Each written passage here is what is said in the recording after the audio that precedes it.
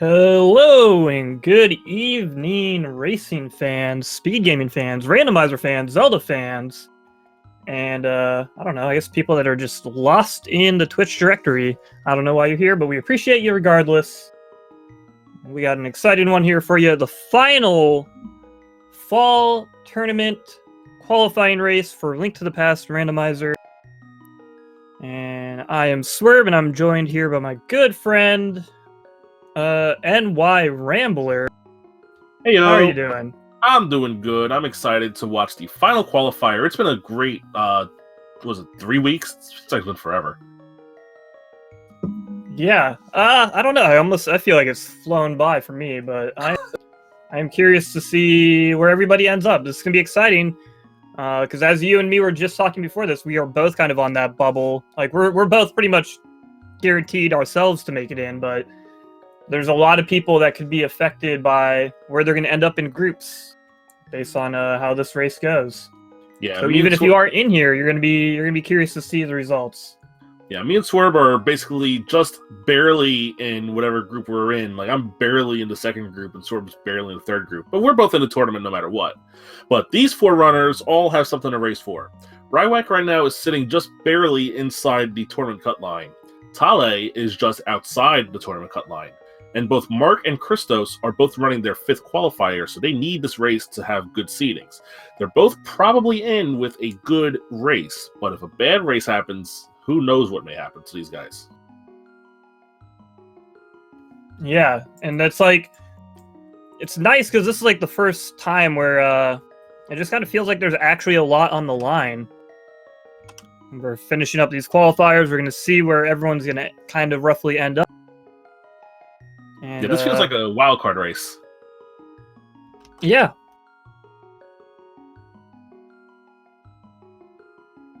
And then we will be getting to the tournament proper. Yeah. Speaking of the tournament proper, we will have information on how that will be dealt with at the end of this race. So there's a little clickbait for you for later, as our runners look like they are under. All right, everyone's starting in Link's house and picking up a bug net for their first item. So it looks like all four runners are going to do the Uncle Strats, and we had a map check on Crystal's side. We saw Crystals at Hera and Eastern, and the Green Pendant at Desert.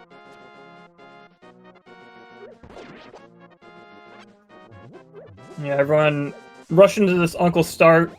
You get that one item at Link's house. 2 quick item checks here. Check a tree pole on the way.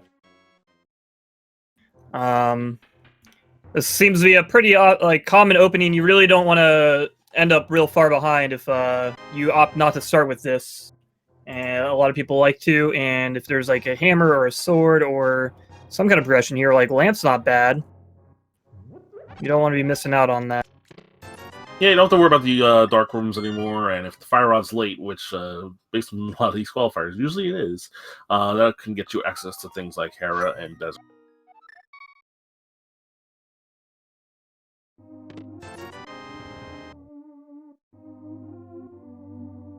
Yep, now everyone hopping on over to Sanctuary, grabbing that single green rupee out of Sanctuary chest, and now we'll be making our way over to the Lost Woods and down into Kakariko.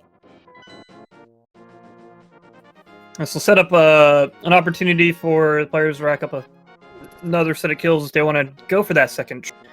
But we already know the tier 1 tree poles is blue rupees. Might not be a bad call if anyone wanted to just throw a sign at somebody, just get a little bit of extra money for that cushion to make sure you got money for the bottle merchant and or bombs if you need them.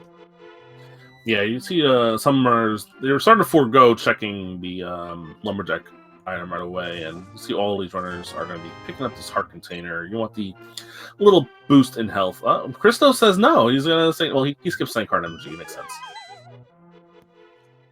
Yeah, Christo's confident enough in himself, and probably confident that he'll end up with enough health eventually later on anyway. He'll save that little bit of time. He was also the only one to actually grab that second tier 1 tree pull, giving him an extra little 20 rupees there to work with. Which will be nice. He's almost got enough to buy bombs from the shop if he needs them. considering no one on the restream right now has a bomb other than Ryway. Yeah, Ryway found a bomb somewhere from a bomb drop.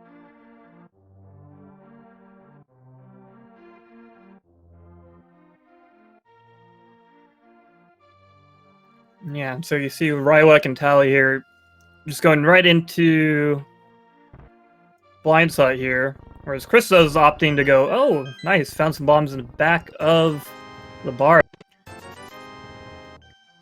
Which is that's the one free, well, not, I shouldn't say totally free. Like blind sight, it's the one place that you don't necessarily need bombs for, so it makes sense to start with the back of the tavern there, hoping to get a little something to help them clear out the rest of Kakariko. Yeah. And a cape in the chicken coop. Unfortunately for Mark and Tala, did not find a bomb in blind sight to get the item in the back. They'll probably come back for it anyway, but as for right now, they're not missing out much. It was just a piece of heart. Mark Nicholson is going to go back into Cackwell, along with Christos. Christos does have a bomb, though. So we'll see if Mark is going to miss out on anything good here. Gets the bow from the well. Meanwhile, the back, just 20 rupees. So neither of our runners are going to be missing anything if they don't come back to this area. But odds are, if and when they do find bombs, it'll be lingering in the back of their mind. Yeah, it's definitely often, like more often than not, you don't miss out on a ton in these like bomb checks in Kakariko. But every now and then there's something behind one of them, and it's just always weighing on the back of your mind if you don't clear it out from the beginning. Someone in chat bring up a good point, and something that I'm sure these runners are going to be thinking right away. We already have Cape, Sword, and Lamp, so Aghanim is probably going to be on these guys' minds. Yeah, for sure. We're going to still be looking for that Moon Pearl before we want to, or just, it could be end up being on the pyramid, but that's kind of the one missing ingredient before we'd probably see someone start going into Aga here. Because definitely anecdotally, it feels like, at least in the qualifiers I've done and the few races I've participated in the past few weeks, that Aga is just popping up in every other seed, it feels like. Yeah, not only just for, Lumberjack items, which is what everybody dreads, but for actual Dark World access or even just pod access. You see Mark, he's going back to check the back of the well, just to be sure everything's all safe. He doesn't want to leave something stupid like the Moon Pearl back there for 20 minutes. Yeah, and then as they're mentioning in chat there, a lot of walking around can happen. Like, you can waste a lot of time walking back and forth in Kakariko if you don't properly, plan for your bombs. And that's kind of what we see with Mark and Tally. They're still kind of walking back and forth across Kakariko, clearing it out, with the Rywek and Christos checking that race item and doing their first save and quit to head back to Link's house and start clearing out the rest of the light world. Yeah, another thing that's to consider, and I think Chris is going to be doing now, because you did get that bow and the lamp also, so an early Eastern check is definitely going to be well warranted here, and I believe that's where Christos is going now. Yeah, he's heading straight over there. I mean, why not? Like you said, you got the bow, you got the lamp, you got a sword, everything's in logic.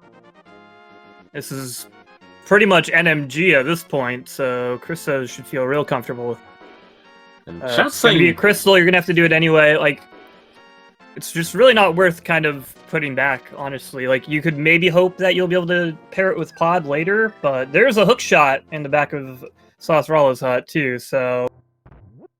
Also, chat pointing out something that we missed. I believe Rywek saw it. He jumped down and saw what was on Lake Hylia Island, and it were the Pegasus build.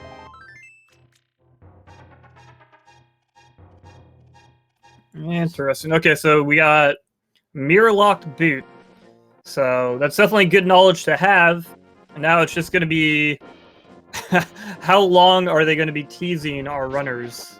Exactly. Sitting in sight, but out of reach. If Swamp's appended and Mirrors in GT, that's going to be something that's going to be ticking these runners off real fast.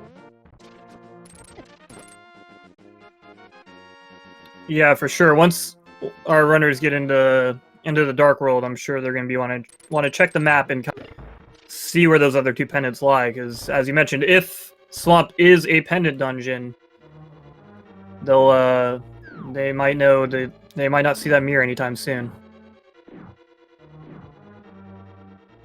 Yeah, so all four runners are converging into Eastern Palace, which we kind of expected. They even put off South Shore for now, which kind of makes sense. Because if you find Moon Pearl and Mirror, you can do the South Shore along with the Hype Cave and save a little bit of time. Yeah, for sure. In general, once you find that Moon Pearl and the mirror, and you get that Dark World access, you're able to route the overworld a lot more efficiently. So, if you can try to do that at any opportunity, you should.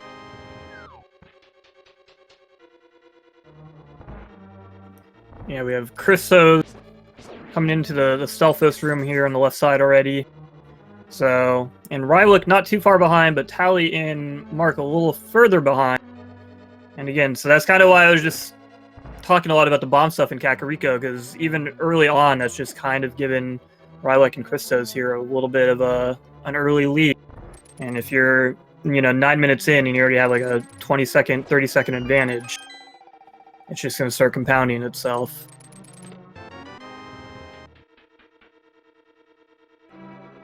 I believe we've now seen 2 items so far here in Eastern. The big chest and the map chest, both having nothing of value.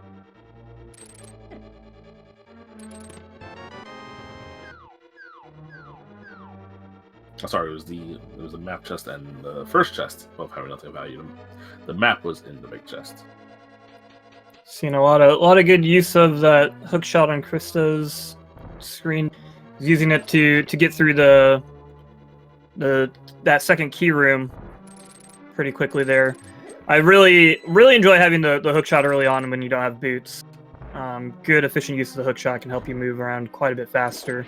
Yeah, the hook shot, especially in Eastern Palace, is a very nice item to have. It lets you fly around here when otherwise it would seem like it takes a little bit longer than it should.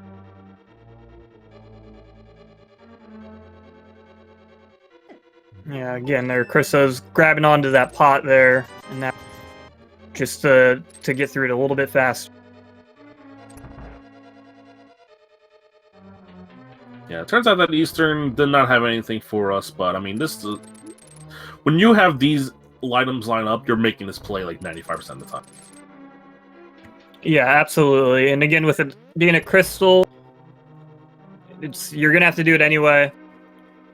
Like I said, you could always, maybe wait on it a little bit, hope that you're gonna find that mirror and get those boots to make this a little bit faster, or have that mirror so you can try to pair it and clear it out with pod and just be a little bit more efficient that way. Yeah, Tali actually got some good info. I don't know if anybody else did. He checked the stun prize, and the stun prize is a big 20, so money will not be an issue if they need it in this. You see Christos with a nice quick kill. Yeah, nice quick kill on Armis Knight there. 11 minutes to get out of Eastern. What is this, NMG, dude? Unfortunately, he won't be getting the boots in a minute now. Unfortunately like you would in MG.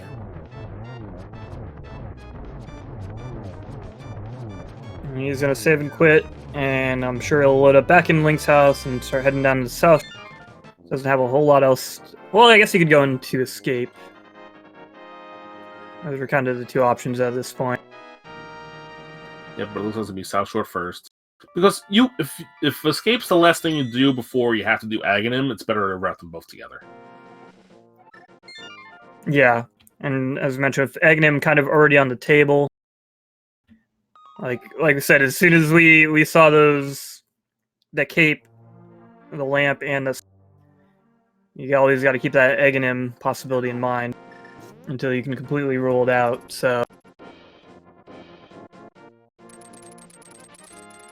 And then we had Mark clearing up the Eastern boss too. Tally also going for a quick kill with a little bit of a different setup here. It doesn't quite.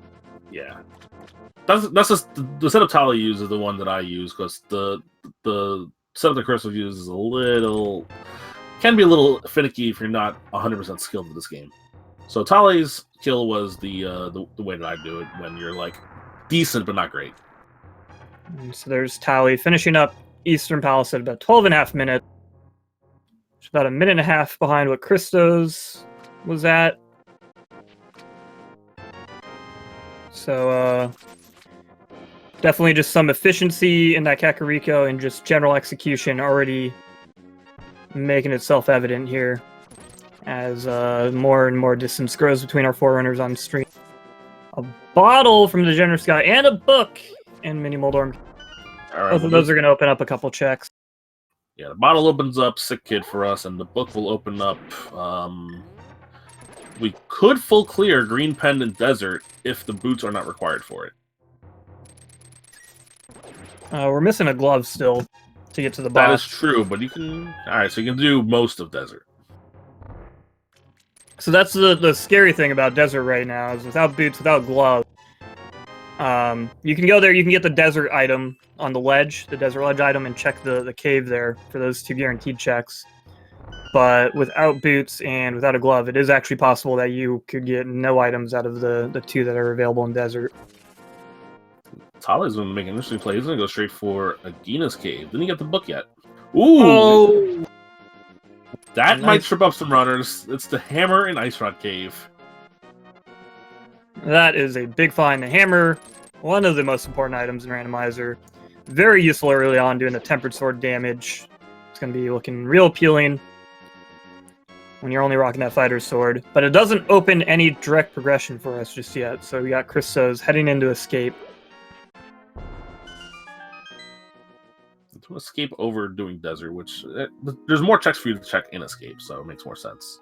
Yeah, full heart container in Agina's cave for Tal. Yeah, if we find actually the hammer does open up Tower of Hera because we have it's out of logic at the moment. We still don't have a glove. There. We still don't have a glove. I keep on thinking we have a glove already. Where's the gloves at? Yeah, the glove is one of the big things we're missing right now. Oh, there's that Moon Pearl. Oh, Aghanim. I hear Aghanim calling. All right, so both gloves probably in the Dark World at this point. There's, I'd say a pretty high chance. But we do have a few more items or a few more checks at least for Christos coming up here in this part of Escape. And then I'm sure we'll see a Death Warp from him, and then we'll see if he decides to go straight into Aghanim's Tower or if he wants to traverse through the sewers and try to get a couple more checks while he's here. See a little bit of a logic break on Rybek's part. He's Master Sword. There's a Master Sword. Okay, yeah, Rybek did a fake flipper up to the hobo there for a piece of heart. Something that Christos opted not to do, probably just because he didn't have that Moon Pearl at the time. That fake flipper route becomes a little bit more appealing when you have the Moon Pearl and can go check the ferry over by Zora. So it looks like that the Ice Rod Cave Hammer will not trip up any of our runners as Tali is now heading over there. Christos got to be a little careful. This ran out of arrows finding ball and chain guard. He was setting up Death Warp. He's down to 1 heart, but I guess He does have that fairy in a bottle. Ooh, Bombos and Zelda's side. I hope he remembers about that fairy in a bottle. I don't think he did. And he gets got. I totally forgot about it until I saw it in his inventory. Whoops! There's the save in quick.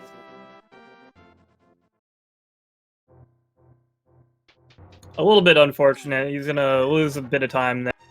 But he's already got a pretty substantial lead over most of the other players here on our restream. Yeah, well, now it looks like he's going to go to Desert, which is a play that Magnificent is already heading towards. Of course, Mark does not have Moon Pearl yet. I did not catch what was on the ledge there. There's a sword on the ledge there, so that's going to be a was. Master Sword from Mark. And Tempered Sword for when Christos gets down there, so super early Tempered Sword. So we're not going to see too much hammer combat here. If more than one sword is open to you this early, it's an Agassi. Oh, absolutely. When you see...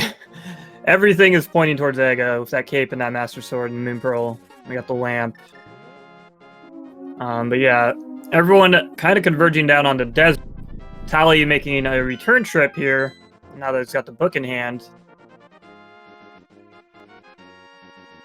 find a big key, so we can continue for now. Let's see if, what's hiding on the ledge here.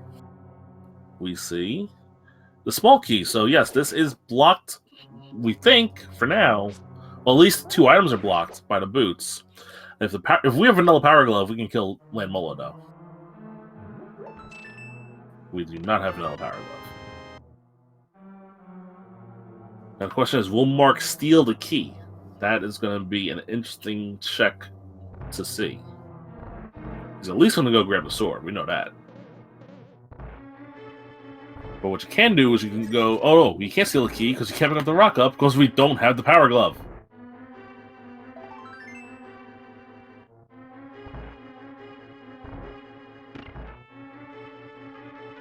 So Mark's going to go pick up the sword and then probably check Agina's cave and then see what goes on after that. Or not even bother with Agina's cave. We'll save and quit. Yeah, I believe Rywek is the only one who knows about the boots on Lakalia Island at this point. Yeah, I don't think anyone else even went in that screen. Rywek fake flippered up there as well. Yeah. Oh, Rywek. Yeah. He went to the mine there. Forgot that. Yeah. Didn't have a glove. I do that all the time, to be honest. I mean, I've been mentioning it at least 2 times in the past 10 minutes of commentary that, you know, oh, we can kill Lambo. Oh, wait, no, we can't. So now Rywek's going to go make the escape play. Oh, Mark heading on over to race game. I guess I never checked what item was sitting over there. Yeah, because he was stuck with bombs and cack, so he just saved and quit after we did blind touch. Yeah, again, that makes sense. Like I said, that's where that not being careful with how you route in those. But now he can go waste time or miss checks. But yeah, Kristo's going down, grab that tempered sword. Gonna see a save and quit, and I think he's gonna accept his fate and head towards Aghanim. Can still opt to go down into the sewers. I don't think we saw a small key, so it might just be the one chest available. Yeah, Dark Cross is probably available. If Dark Cross chest has a small key, then we can go to the back. But otherwise, nope, no luck. Yeah, and checking those 3 backside chests is a lot faster if you have the glove. You know, Mark did check Sick Kid. Sick Kid only had big 20, so good job stealing the kid's lunch money. Yeah, we got Kristo's gonna head right into Aga. We're at the 20.5 minute mark or so. And I believe we'll see what Rylek and Tally opt to do after they clear out through the rest of the way through Zelda's cell here.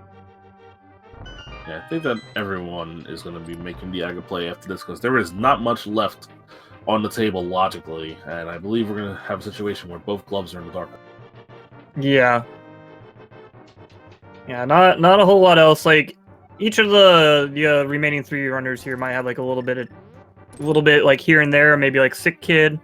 We only had 1 player check that, stuff like that. But it's getting to the point where spending like a minute to do a one-off check just isn't.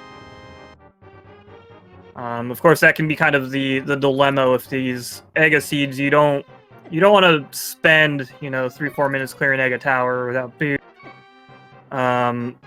If you don't have to, but you also don't want to waste just as much time or more full clearing the light.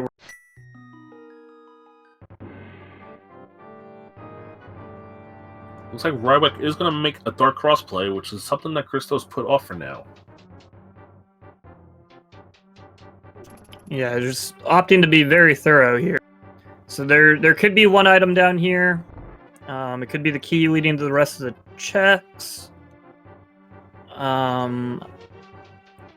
We never found them. Did we find the map?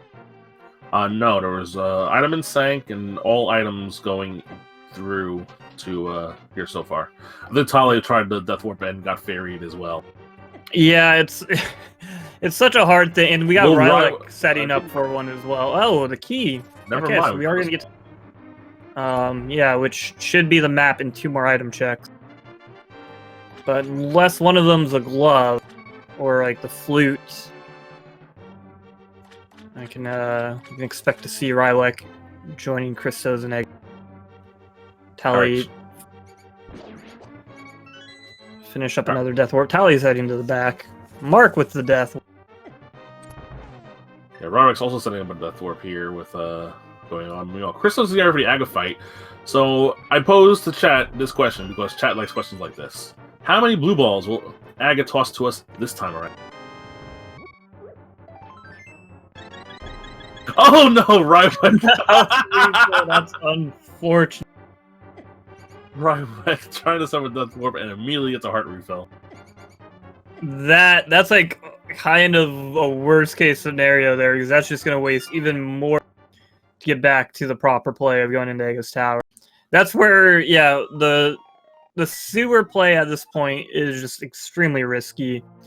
I'd almost say it's kind of a Hail Mary, because you're really just hoping to find like a glove or a flute and hope that you are going to avoid that Aga play.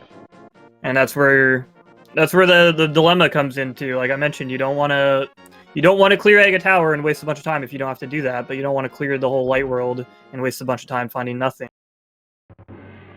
Well, Christos taking care of this Aga fight. So far, we're at 2 blue balls, so this could be just a 2-cycle Aga. Yes, it is. 2-cycle, 2 blue ball Aga.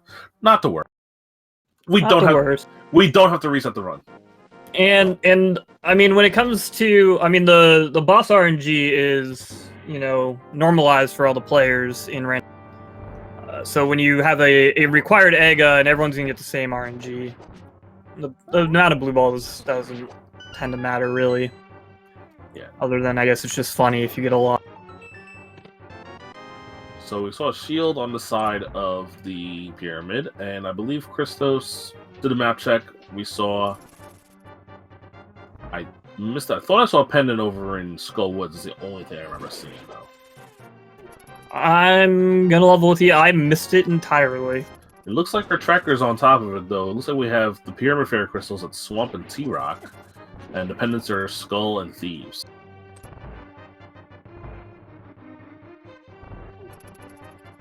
Alright, so yeah, we got Christos heading his way towards Pop. Like a substantial lead over the other 3 players on the restream at this point. Yeah, the other 3 are all still doing Aga. Meanwhile, Christos is an entire Aga run ahead of them. And headed to Pod, which he can full clear, and it's a crystal, so it makes a ton of sense to make this play first. Yeah, and you don't have any other logical options in the Dark World. Well, I guess you have the hammer, huh? Never mind. You have the hammer and the hook shot, so you can do everything, really. Oh, yeah. And the hook shot. Hammer and hook shot gets you all the way to the entire Dark World. That's why I'm gonna... Whoops. So one thing that's missing, though, from doing Pod the fun way is you don't have mirrors, so it's going to be a lot of walking around.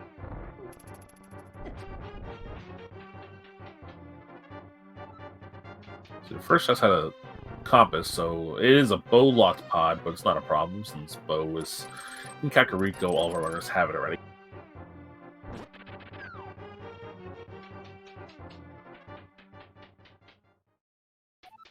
Yeah, so we got Christos going in to the right side there. Yeah, like you said, it was a compass first chest, so without a small key, you gotta go this right side. Thankfully, with both bow and hammer, as you mentioned, all of Pod is clearable. No bow, not no bow, but no mirror, no boots does make it a... But at least when he finishes going down the right side here with that hammer, he can knock down those pegs and just keep on clearing. Pod, when you don't have the hammer or mirror, is just a nightmare to route. Oh, yeah. We got Rylek in our Aga fight. And Mark and Tally not far behind. Alright, a small key in that first chest in Pod there for Christos. Well, I guess second chest overall. Another small key. These front 6 chests here, the one that I already checked, these 2. And there's 3 more in kind of the front half of Pod. 4 of those have to be small keys. We found 1 compass, so that means there's 2 more small keys at least. And then 1 more chest that could be anything. Yeah, so we'll probably get a key for a key from the vanilla big key chest, although you never know. You could find the big key in there. You can find an item in there. Most of the time, it's going to be a small key for a small key, but it could be, like you said, a big key or an item.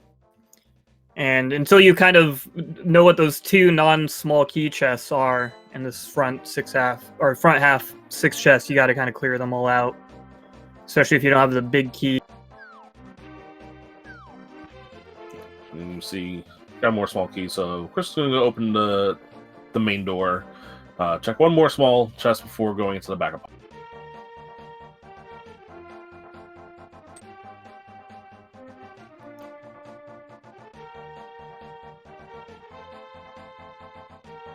I remember we were talking earlier with the boots on Lake Highlight Island. We did happen to see the Skull Woods. Skull Woods is a never mind. So we'll have the mirror. So we'll be able to get those boots. Eventually, yes, for sure. Okay, it looks like there's actually 5 small keys in the front of pod here for Krista. And he did the hammer jump without the big key. Maybe a little bit of NMG muscle memory popping into Krista's brain. Because if you do find that big key in the front half and you're trying to full clear pod, doing that hammer jump is a nice, smart way to... Because you only have to traverse this dark maze once. But without the big key, you want to just kind of keep clearing until you find it. Yeah, Christos picks up Quake in a dark maze. Meanwhile, we see a different play from Mark. He's going to go straight to Hype Cave. Okay, this is also not necessarily a bad play. There's some good item density.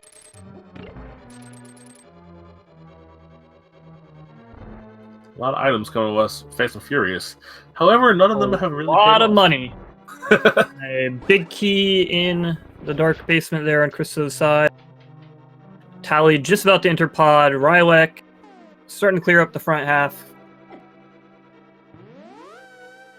Alright, Christos now knows it's a key for a key in Harmless Hellway, so he's going to skip that and head back over to Big Chest and see if there's anything there. And probably set up a Death Warp as well. Yeah, that's the nice thing about these little Kadongos and their fire. They always do one-hearted damage with the fire, even regardless of what mail you have, so they're great for setting up a Death Warp. We're sitting at green mail anyway, so it isn't super relevant in this particular. So just bombs in the Big Chest, and we saw Stumpy have another bottle, so I believe we've seen 3 of our bottles already. Alright, so we got Mark heading over to digging game.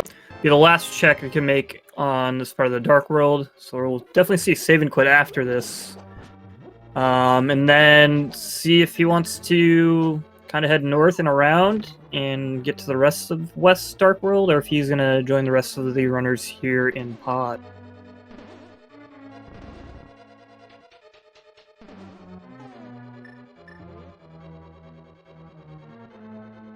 Up just 20 rupees in the game, so that's it from Mark. He's done for now. You know, there will be one item on Helmisar King, so still one item to go for Christos, and Rybek and Tale not far behind Christos in clearing Palace of Darkness out. Yeah, and so far we haven't found too much that's very interesting in pod here. We found, which could make itself relevant later for getting into Turtle Rock or Mire. But other than that, we haven't found any like direct progression. But you know, at the end of the day, you're gonna have to clear this out and get that crystal anyway. We got Mark checking out the map here, sitting on it for a little while, maybe deciding what to do. Probably putting the notes into his tracker, making sure everything's all fine, and we'll see if he makes the pod play. And it looks like he is, because he's heading south on this. Yeah, it looks like Mark's gonna head on into pod now as well.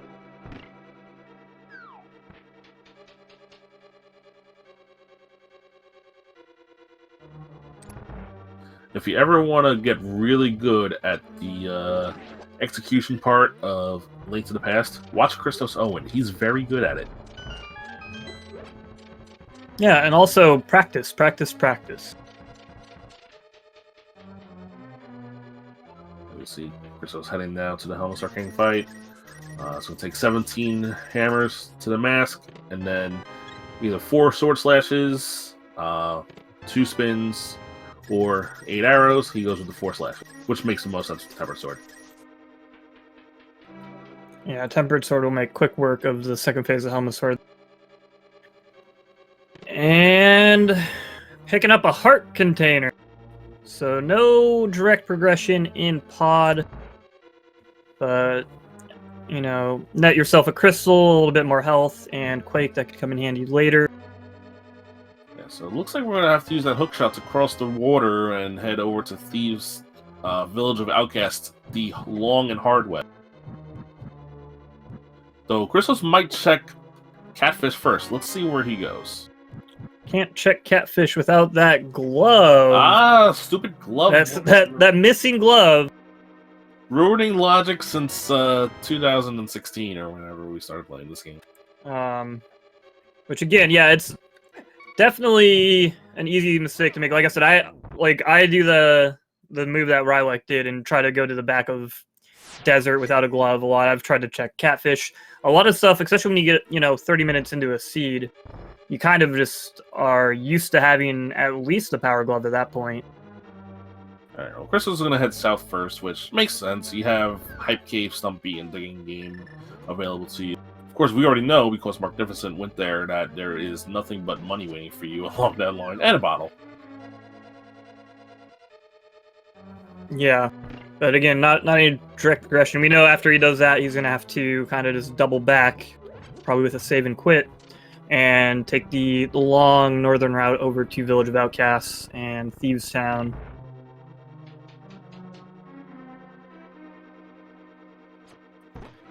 But I could see Chrysos kind of opting down here for just like the quick item density. When you first get to Dark World, it could make sense for a player to maybe run down here hoping to find some good quick value. So I feel like he's just kind of playing it safe, kind of covering all his bases. Make sure that like any one thing he does isn't going to send him really far behind. Because overall it would be just a little bit more efficient to just kind of make a counterclockwise rotation around the Dark World. Yeah, it's definitely easier if you go counterclockwise, just because you can actually do a full counterclockwise loop. But if you have the hammer, just check Hype Cave. There's 5 items there, and you might find something there that you need that'll be a little easier instead of walking all the way around and get all these not quite dense locations. Like, you'll have 3 checks in all of Thieves Town open to you, but it's a lot faster to check 5 items in Hype Cave.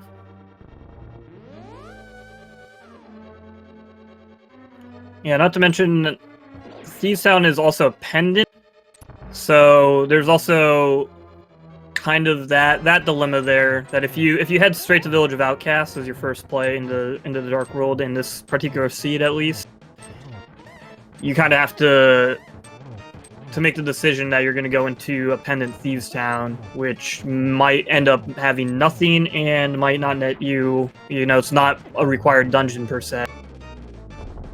Yeah, we'll see what Chris is going to do. So he's going to take the Hyrule Castle Dark Portal, because it's the only one available to us right now.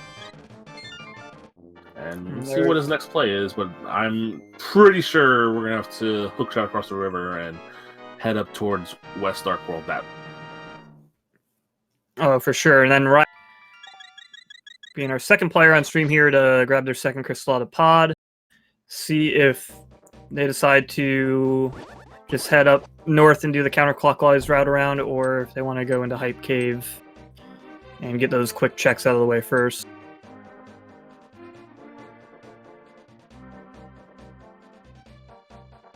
It's not often that we see what Chris is doing be available to us. A lot of times when you have to do the cross the river play, it's with flippers or power glove. Yeah, and we do have that cape, so Krista is going to head north up here real quick and check out that bumper ledge item that is available to us. No, because there's a big block. the Blocking the way. Glove! The dang glove, dude. Every time. Well, we'll at least have knowledge that it's a vanilla heart piece. It's going to trip everybody up, the fact that there's no glove yet at 37 minutes.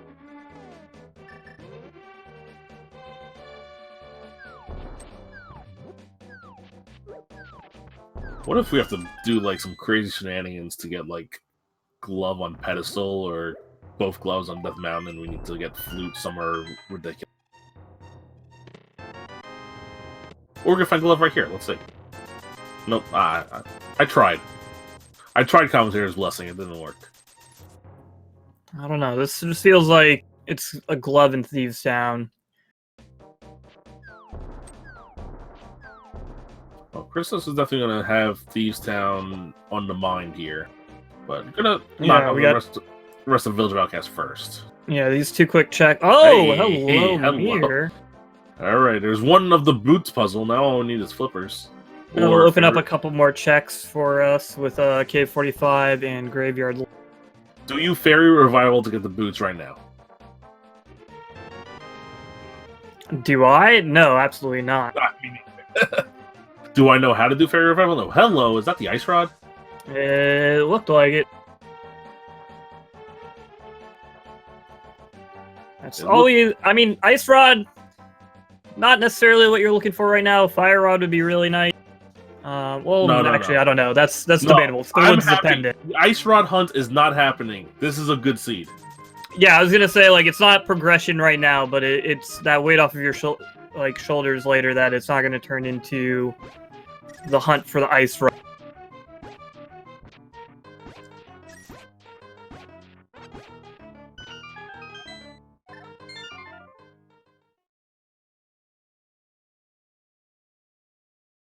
What it could turn into, though, is flippers on Trinex, which would stink also. Oh, no, that's a classic. How can you even...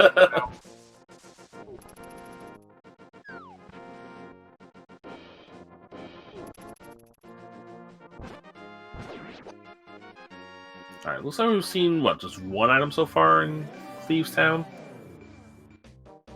Whoa! Oh, hello! Let's see. I think we're done here. Yeah, we're done. That's absolutely what I would do. We're gonna mirror, activate that flute, and immediately go to Death Mountain because we can do a lot of things up there.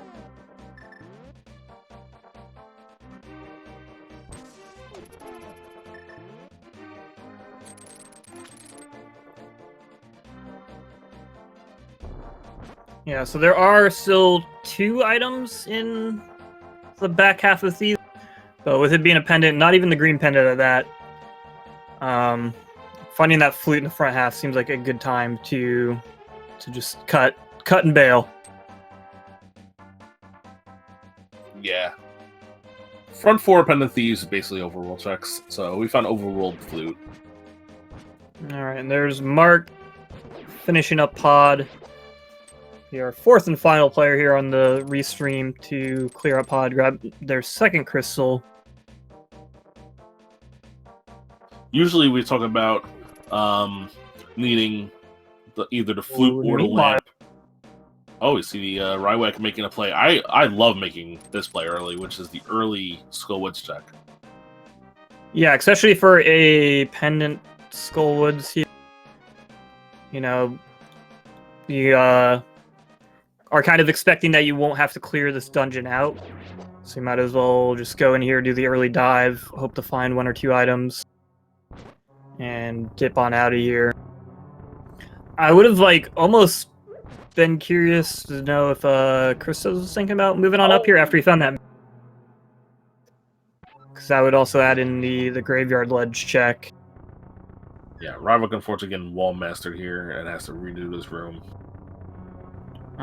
But obviously you can see in the bottom right there that Christos opted to take that flute and head on up to Death Mountain. It makes a lot of checks up here when you have the hook shot in tow. Hook shot, mirror, and hammer. The only thing we're missing are the... If we find both gloves on Death Mountain, that's a really good thing. And we have the book. Like, all of, like, the Light World Death Mountain, at least, is here right for the plundering. Did Rywek try death warping and get ferried? Is that how it happened to all of our runners? I believe so. Maybe Rywek's had to happen to him twice now. Alright, Ether Tablet check for Christos. Yields the Power Glove. There we go. Finally, 42 minutes in. We find our first glove on Ether. Yikes. All right, we got Christos heading into Hera here. This is our third crystal dungeon. Oh, we got a small key for the first item in the basement here. Let's go up here. We'll see if the big key is in this chest, and if not, it will be down in the basement. We'll see if Christos wants to do... Ooh, the flippers. See if we see a Hera pot. Nope. Yeah, I'm not sure if Christos is totally up to speed and practice on some of the newer tricks that have been discovered since last tourney. He's been too busy playing Zooter Multi-Worlds to care. So, yeah.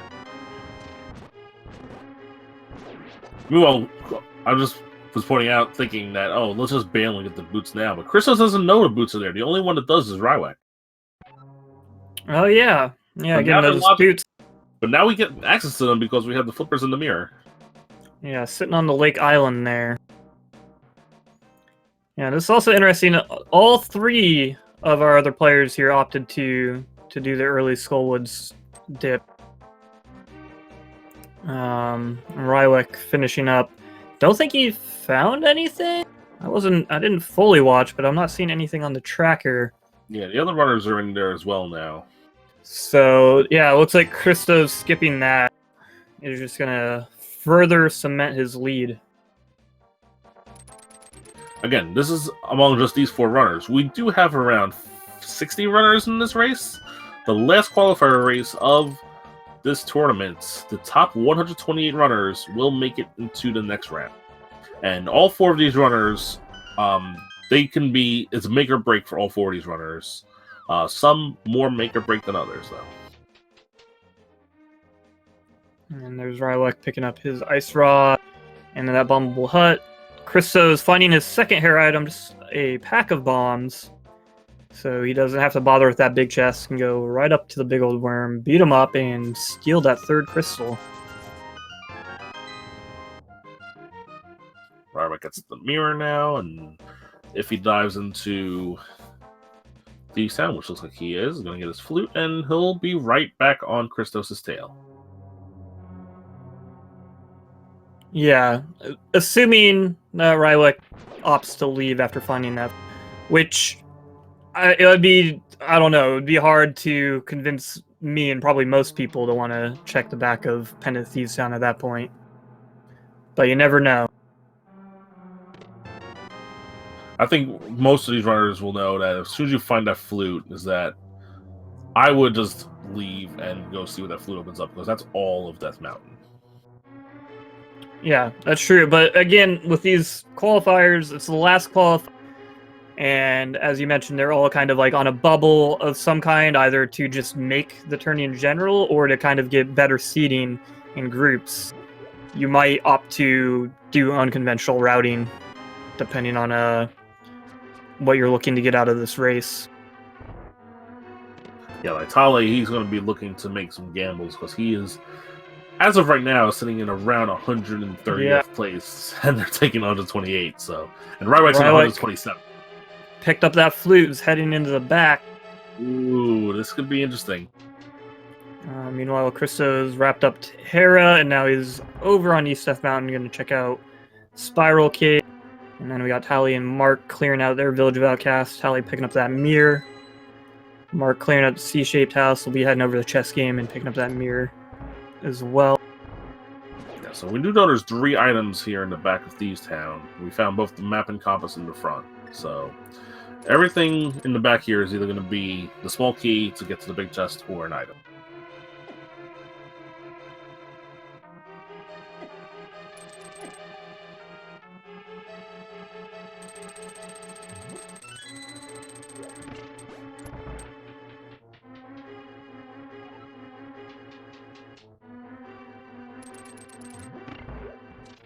Okay, and then there's like a weird little bit of hesitation right side out of Thieves Town. I was wondering about that, but opted to go.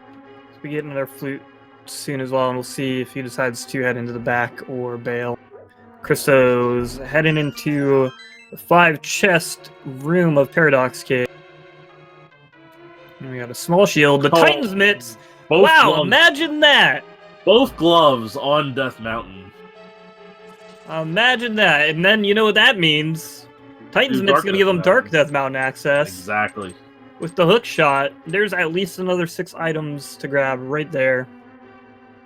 So now Christos just needs, I guess, technically 3 items, depending on if we need Ether or not.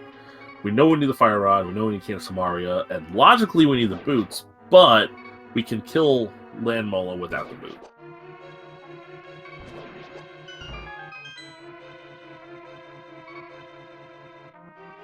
Ryrek's going to need something to be in this back of Thieves Town for this play to pay off. Yeah.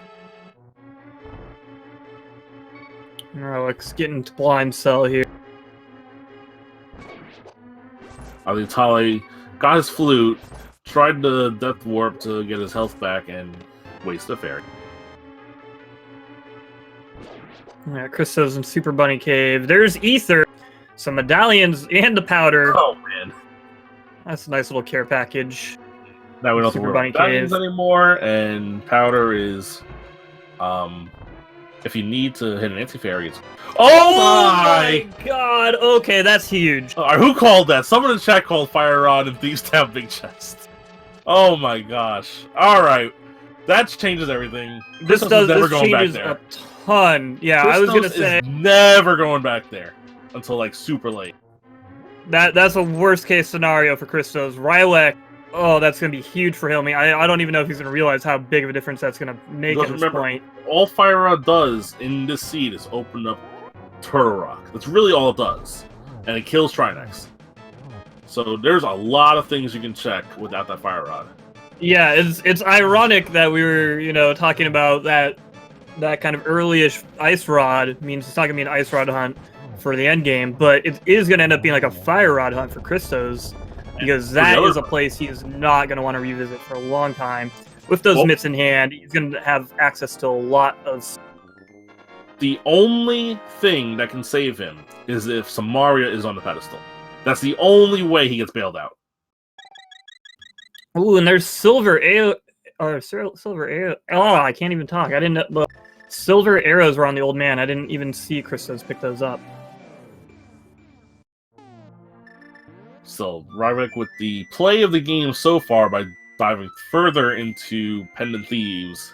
So there was 2 required items in there. Christos checking the Mire area now. He has those Titans Myth.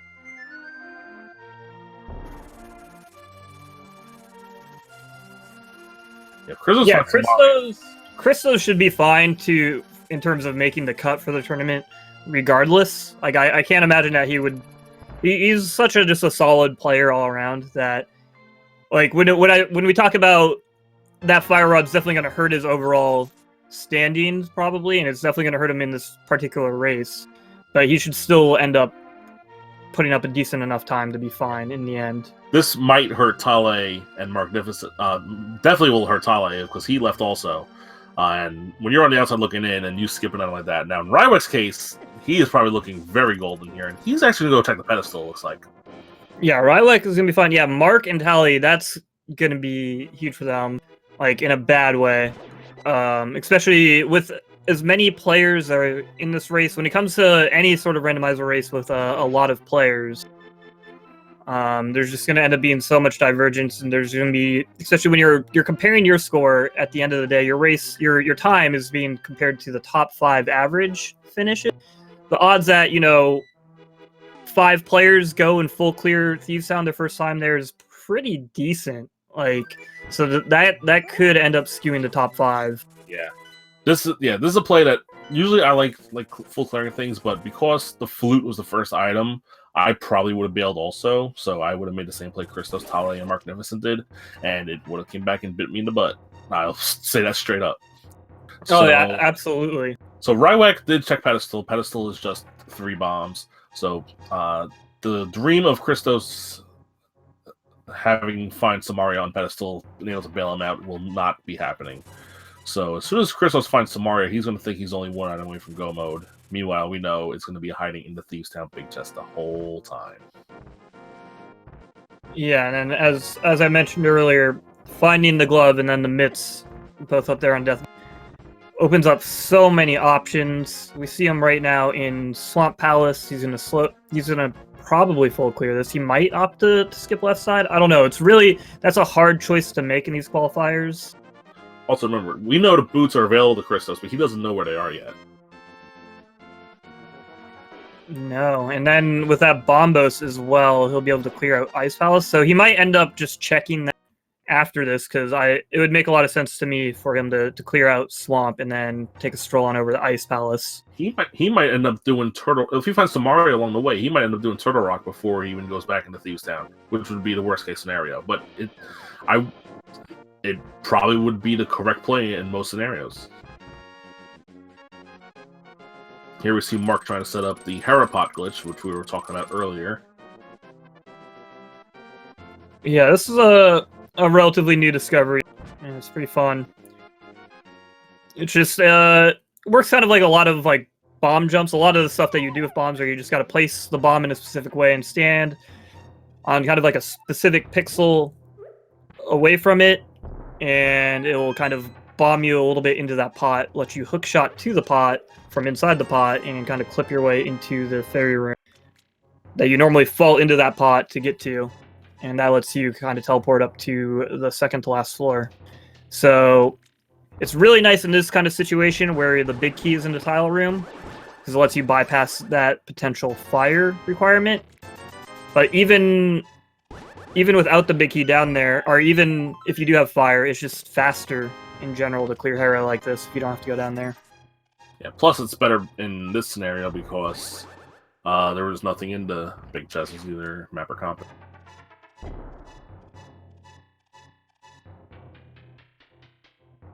Oh, we do see Crystal's going to do left side. We got some sync from Tali and Mark there, both finishing up Hera, killing Moldorm for their third. So they're going to go join Rywek on East Death Mountain and find their... Yeah, for clarification, any of those pot tricks are legal except for the one in Hyrule Castle, because the one in Hyrule Castle will take you to Ganon. That's kind of not legal. But the one in Hera is the only one that's valuable. See, Rywek, he's going... I think he left and then was heading over and then realized, oh wait, I can check Ether Tablet, and good thing he remembered, because this is his power glove. Oh yeah, I didn't even notice that. Oh, he went the other way around. Has he even? Yeah, I didn't notice that. Hera yet. Hasn't been to Hera yet. Okay, so that makes sense. So he went the long way around, got the power gloves from Paradox, and now just got the Titan's Mitts off of Ether. And now he's going to get his flippers, and he will know that he can get the boots whenever he wants to. Yeah, and then we got Christos back there. He did go and clear out the left side of Swamp. Found a red potion, and I didn't see the second item or the second chest, but it doesn't seem to have been anything of import. And now he's going to head into the back and clear this out for his fourth crystal. Yep, that's all 4 potion bottles found.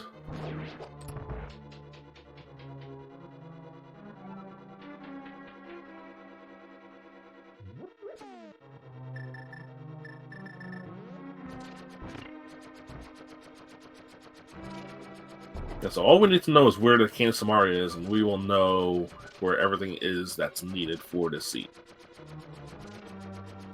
Yep, because Rywek found that fire rod in the Thieves Town big chest, which is a pendant. And our other 3 players on Restream are missing that. We know boots, if they do end up being required for Ganon's tower, is on the Lake Hylia Island. And so we just need that Samaria to be able to clear out Mire and Turtle Rock. There's also a chance that the Samaria are boots locked in desert.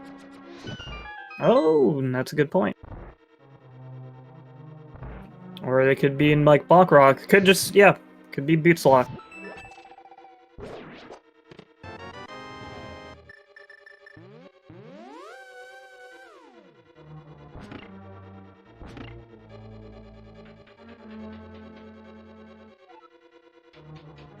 Like, Crystal's next place is probably going to be Ice Palace after this. We'll see if he goes to see if the boots are there. I can't imagine, like, the only reason he wouldn't just blind check Lake Island at this point is by forgetting.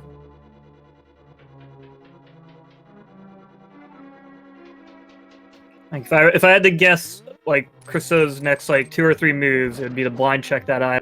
Go into Ice Palace. He's got the Bombo, so he can full clear it. That'd be his 5th crystal, and then on his way out, he can do the rest of the flipper route in the Light World.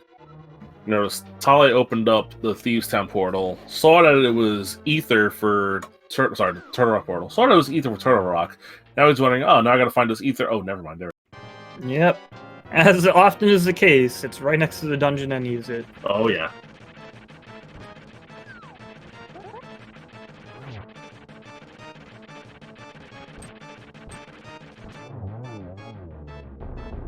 Alright, Christos is going to make the play towards ice. We'll see if he checks the island or not. He might not. Yeah, I guess he didn't want to just walk over there. Oh, he's going... Now he's going to have a little bit of regret here. Yeah. Oh, hello. Oh, hello. He's just like, wait, what? A little double take. Nose! Alright, never mind. We're fluting out of here. We're grabbing nose first.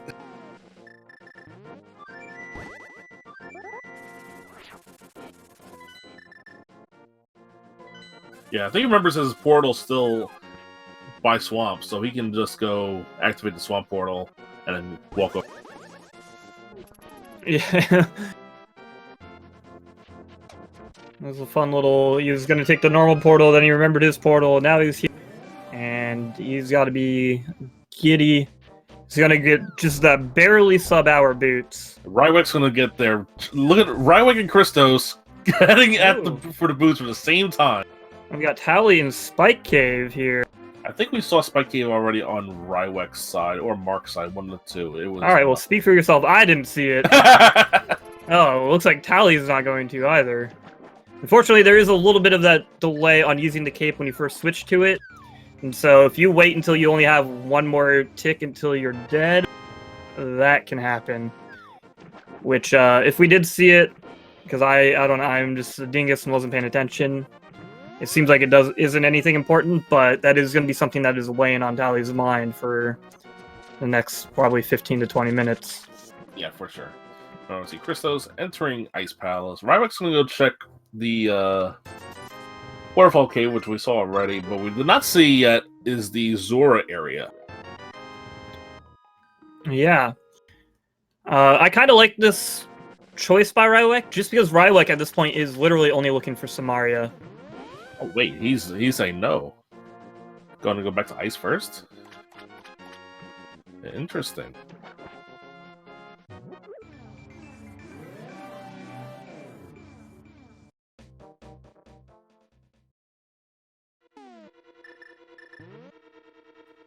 A single arrow in the first chest in Ice Palace. Here to see Rywick with that fire rod is going to be a lot more efficient in moving around here on Ice Palace, especially with that first room and on Cold Snake. Yeah, Christos found Butter Sword somewhere. It must have been in Swamp Palace because there's always a sword in Swamp.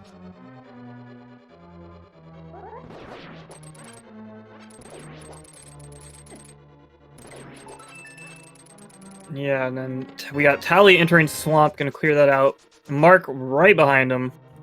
Rywick opting to do Ice before Swamp. I like the cut of your jib, Rywick. Because heck doing Swamp. Both dungeons stink. I like doing Ice better, it's true, but I think go moding both dungeons, you'd rather go mode both of them rather than full clear. Well, yeah. This just in, astute commentary by NY Rambler. Go moding dungeons is good. Thanks. I didn't want to say no duh, but no duh. I realized what I was saying after I was already saying it. But by that point, I already committed.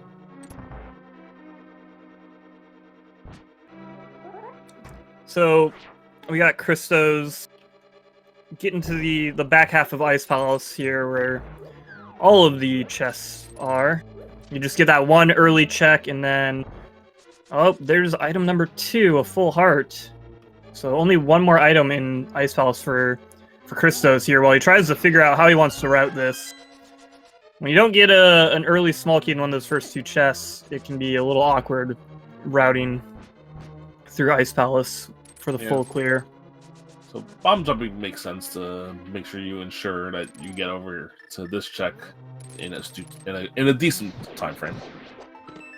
Yeah, and that's where just all that little bit of additional player knowledge, all the little tricks that you can learn, really comes in handy. Because this isn't a scenario that you'll run into very often, but that little bit helps whenever it does come up. And so you can really just see how the better players tend to have a lot more of those little tricks. Well, there's all 3 items for Christo, so he's just have to find a way to get to Argus now. Yeah, it looks like he's still Argus. going. Oh, you wanted to grab that? Yeah, you need a small key so you could get back to the cross room. There we go. Yeah. That makes sense. My bad. Rywick's doing the same thing. So that's actually kind of ideal for Christos. Actually, I mean that's ideal in general when you're clearing Ice Palace, is finding those items so you can forego navigating to the Ice Tea room, which is always awkward. But I'm curious to see Christos fight Cold Stare here and see where he goes from here, because he's starting to get a little limited on options. But there's some bad things left. Like he can go in. He hasn't been to Meyer area at all, so that's probably what he's gonna go check out. And then he could go in. Christos, I'm pretty sure, went to Meyer area already. Oh, did he? I believe so. He did it like right after he got back from the Death Mountain. You know what? You're right. I do remember that. But he still has a lot of really bad overworld checks left. Like he could do Catfish, Zora. He has Graveyard Ledge. He still hasn't done Skull Woods. Yeah, we had some of those mirror checks. Blacksmith Chain and Hammer Pegs, Magic Bat. There's a lot of just a smattering of items all over the overworld for Christo. As well as you could make the Caneless Mire play. He could oh yeah, it looks like a sword was on Argus. That's where that butter sword came from. He could check back at Thieves Town. You know, that's what he should be doing. I'm trying to will him on. Okay, just we'll all channel our energy. It'll be like a spirit bomb for Christo. Just everyone, just think and believe in Thieves Town play, and it'll happen eventually.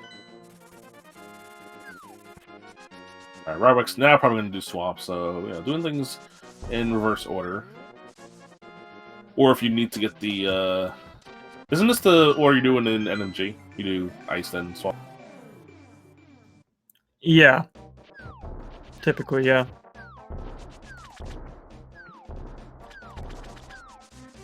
Or if you want to get silvers, you do Byron and swap. Yeah, if you want to get silvers, you would knock out Meyer. And then if you're in like an actual like a race or something where you otherwise want to finish, you would, if you die in Ice Palace, you go to Swamp as a backup to kill Argus and get the Magic Reef. Okay, we got a King's Tomb check on Christos here. Yeah, because we also have all these butte checks still available. Mushroom. Of course. We still have Magic Bat also. We have like pretty much the entire overworld is open to us. Yeah, like I said, he's got the boot checks. We have mirror checks to make. There's the Blacksmith Chain with the Magic back of escape here. A thing we've seen already on... I forgot who did this already, but one of the runners did. A couple of runners did already. Christos did not. So yeah, there's just plethora of locations for Chris to check over in the overworld. Can give Rywick and the rest of our runners an opportunity to catch up to him. But even then, it's hard to say because like once Rywick finishes up Swamp Palace here, he'll have a lot of those options available to him. The only difference is Rywick also has a Fire Rod, which only really opens up the back of Skull Woods for him. I guess that was one thing that can save Christos is if the Cane of Samaria isn't back of Skullwoods. And there's Christos heading into Mire without the cane. But will he toss the bird? That meme is kind of 2017, so I doubt it. But yeah, you never know. If he doesn't do it, he's a poser. Oh, wow. You know what? That meme died in 2017. I don't mind it. That's fair.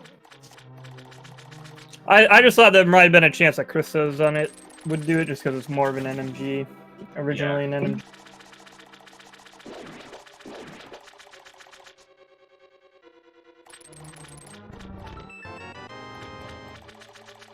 Almost Tablet just having a piece of heart. That was another check that we haven't seen yet that could have been. Turns out it was not there. Looks like Magnificent gonna head over to Ice Palace now. We'll see if he sees the boots or not.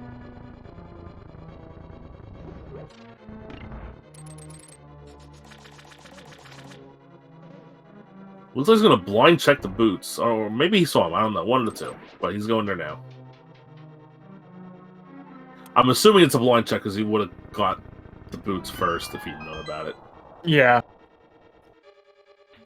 Like I said, I was surprised when Christos didn't do it. When you have that particular setup and you just finished clearing out swamp and you're planning on going to ice anyway, it just kind of makes sense.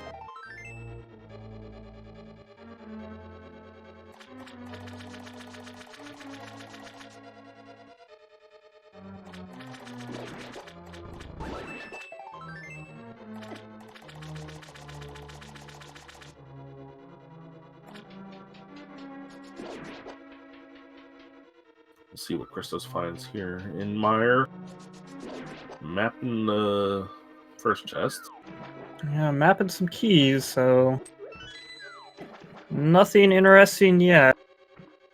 Well, a big key chest coming up, which is another one of these checks that you don't feel good making, but most of the time you just gotta make.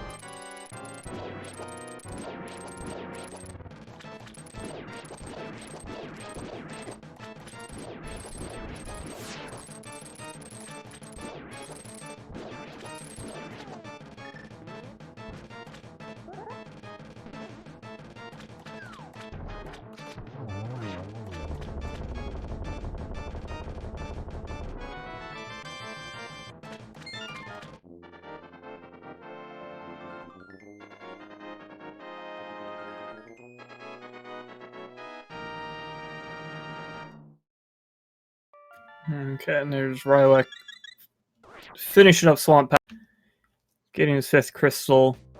Our other players, Tally and Mark, kind of just clearing some overworld stuff that we've already seen, and Christos diving deeper into Mire here, looking for that cane.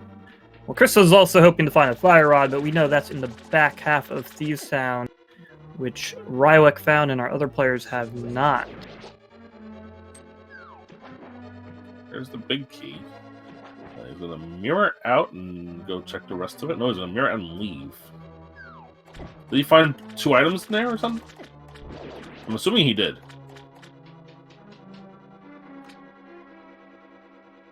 Well, let's see what's next on Christos' plate. Looks like he's gonna be turning the mushroom.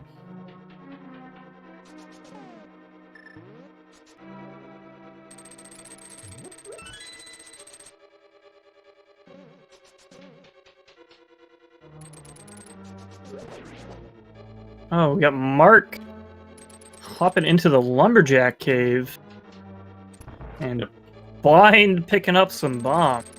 Yeah, that was another one of those blind checks. Unfortunately, it didn't work out the same way the Boots blind check worked out, which Tali just made himself. And time for Ice Palace on Tali's side.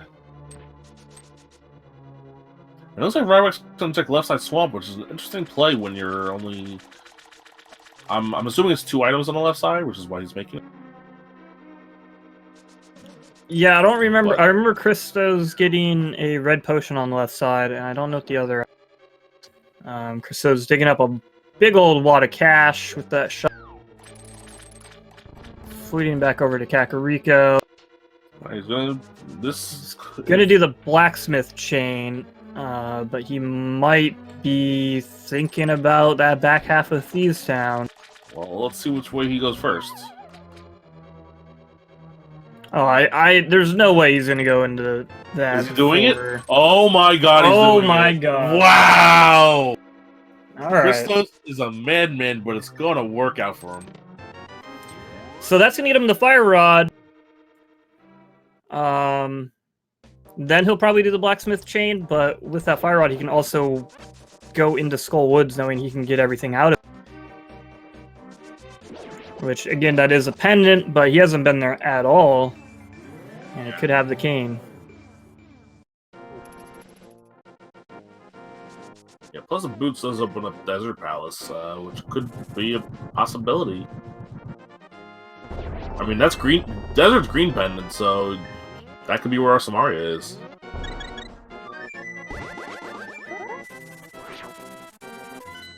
Yeah, absolutely. So what else? What have we not? Has anyone been to Catfish? We have not seen Catfish. Yeah, the Catfish. Just kind of the layout of the seed with both gloves being up there on Death Mountain, and late access to that. There's never been a convenient time to get to Catfish. It's kind of just been left over there in the corner by itself. Also, an interesting note on Rywek's side is that he does not have Ether. He did not do Dark Death Mountain when he was up there the first time. The way he routed the Dark World, he missed out on doing Dark Death Mountain.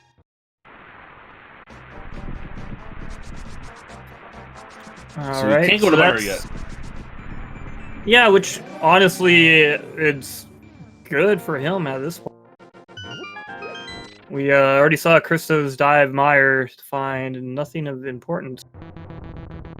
Looks like Rywek is going to grab that red mail. Yeah, I believe that both Tale and Christos said no to that red mail, but Rywek's going to grab it.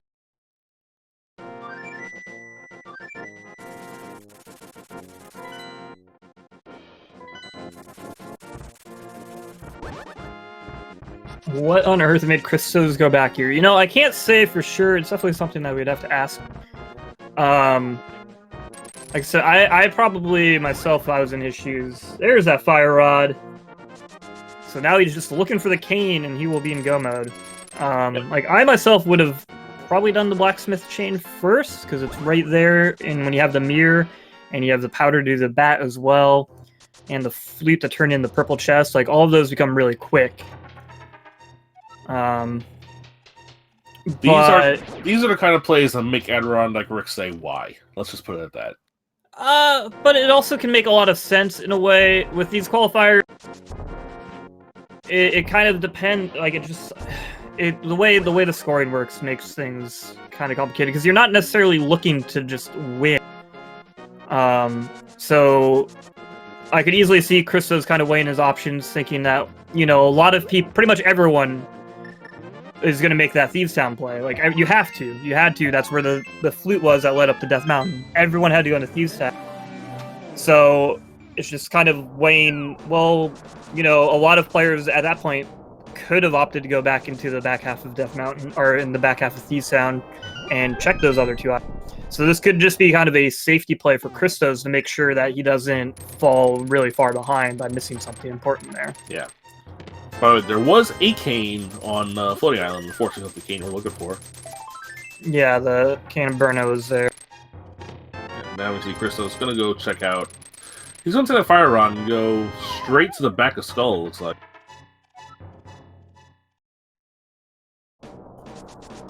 Where can Samaria be? So we have Catfish is a complete unknown at this.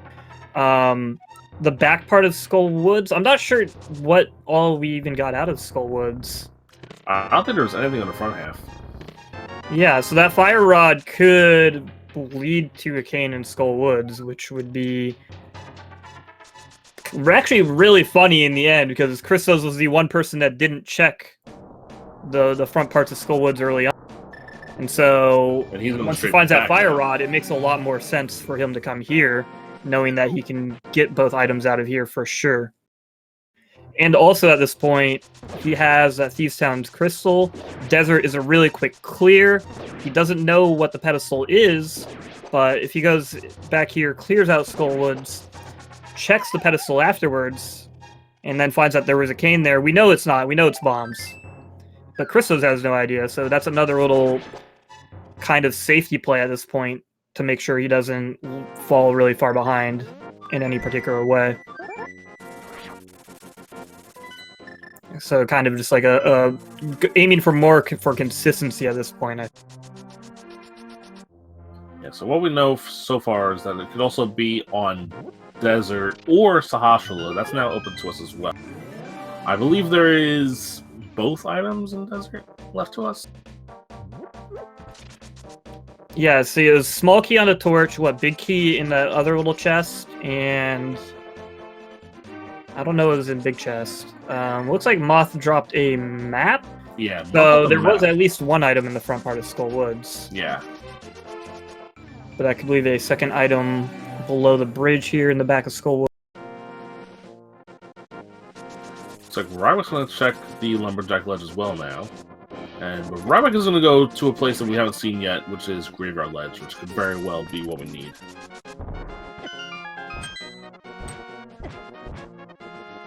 Well, Chris was checking the second chest in the back of Skull.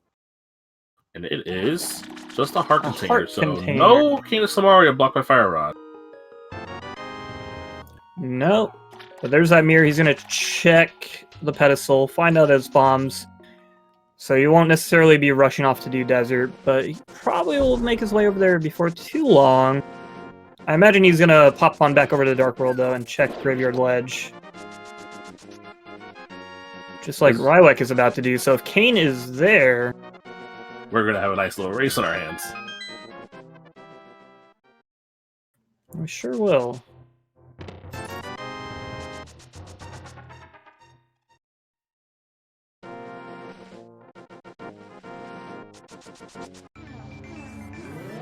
Yeah, Rywick's going to head back there now, looks like.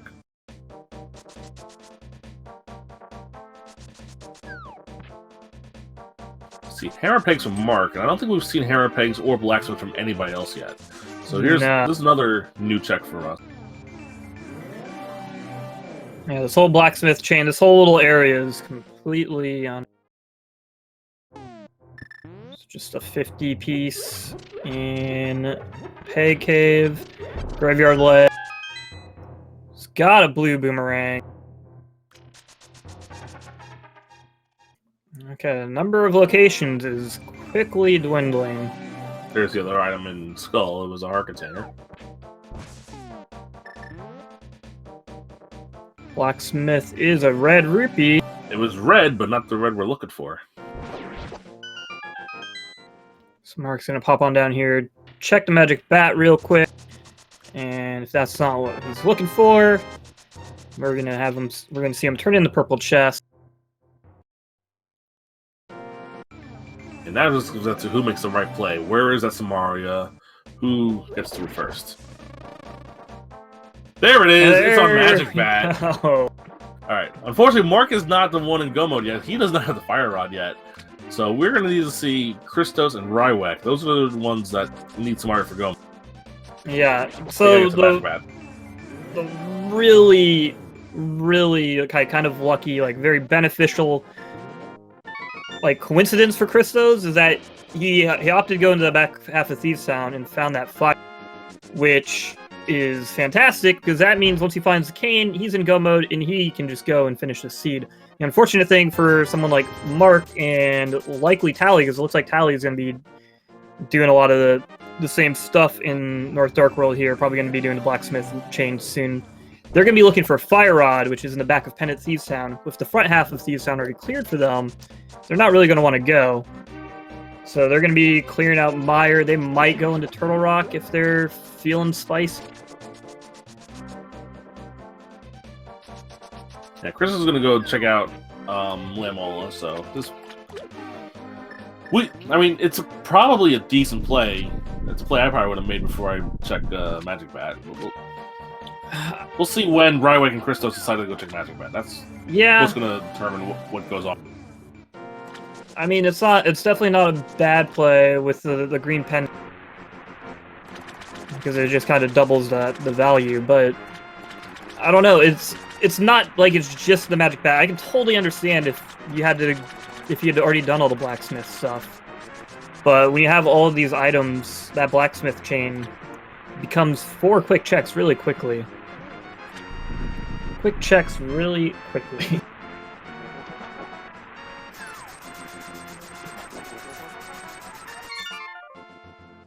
Alright, looks like Mark is gonna be routing in Bombos Table, and maybe he'll check Desert again after this, but we'll see how the rest of our runners route. Especially Rywek. Rywek has some options on the table.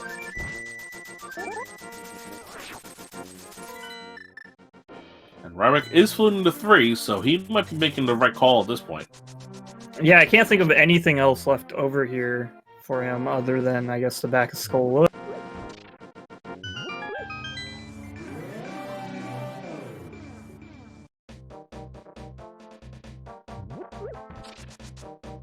And there we see Mark heading into Meyer with that cane of some. Yeah, unfortunately, he's gonna have to full clear it for nothing. And he picks the bird up and walks into the dungeon with it. Okay, that's something new. Rylek and Tally, both there, Blacksmith in tow, gonna clear out that chain.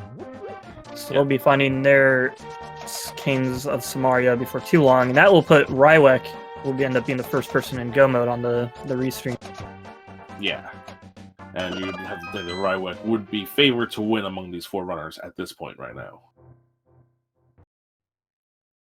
Followed by Christos, then Mark, then Tale, based on what everyone has done and is going to be doing. Yeah, and Christos, having just cleared out Desert, finding a red rupee for the second item. He's got that green pendant in tow, though, so he's going to go over here and turn it in. Is he... Okay, I was going to be curious to see if he wanted to pop into the Dark World real quick to set up a portal to check Catfish.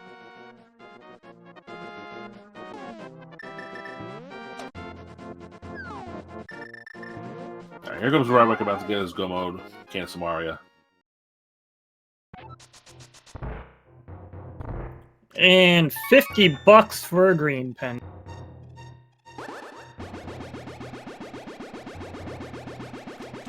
And at 1 hour, 24 minutes, and 55 seconds, Rywek is our first runner to get into go mode. But Christos is probably not going to be too far behind. He just flew right back to 3 and is heading back to the Dark World. Yep, and there's that Village of Outcasts Dark World portal. He's pretty much cleared just about everything, so... So the one edge that Christos does happen to have at this point on Rywek is that Christos has already cleared Meyer.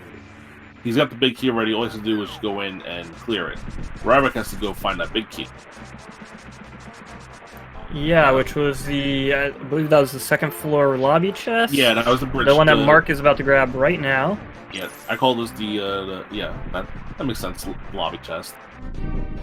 Wait, what do you call it? I was thinking like bridge chest because you have to cross a bridge to get there. Well, but what about the chest There's on the another actual bridge? Yeah, there's another bridge. That's just confusing, Rambler. Listen, I didn't say which bridge. Okay.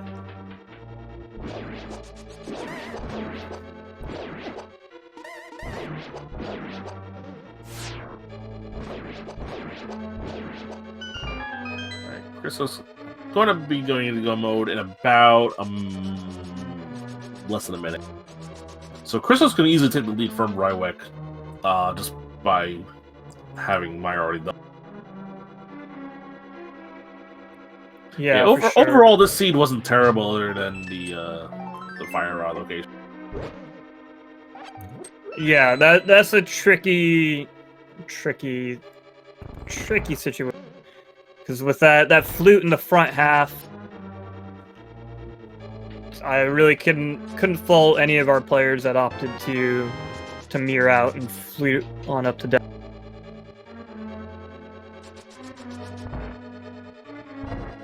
Alright, about 2 minutes after Rywek gets go mode, Christos gets go mode, 1 hour 27 minutes.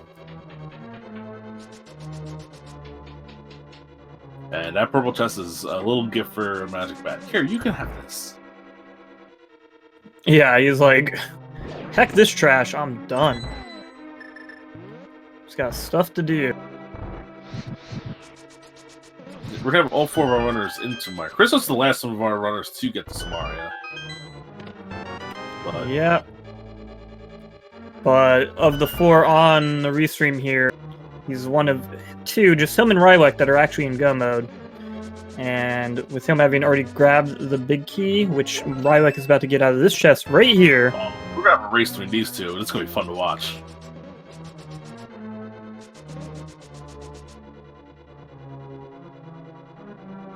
Yeah, Rywek just a little bit ahead at this,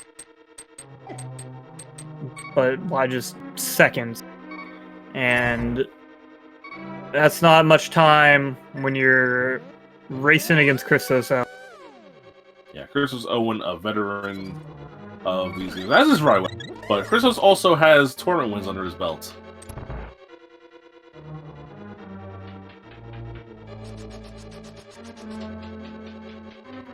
And there is Vitreous down on Magnificence.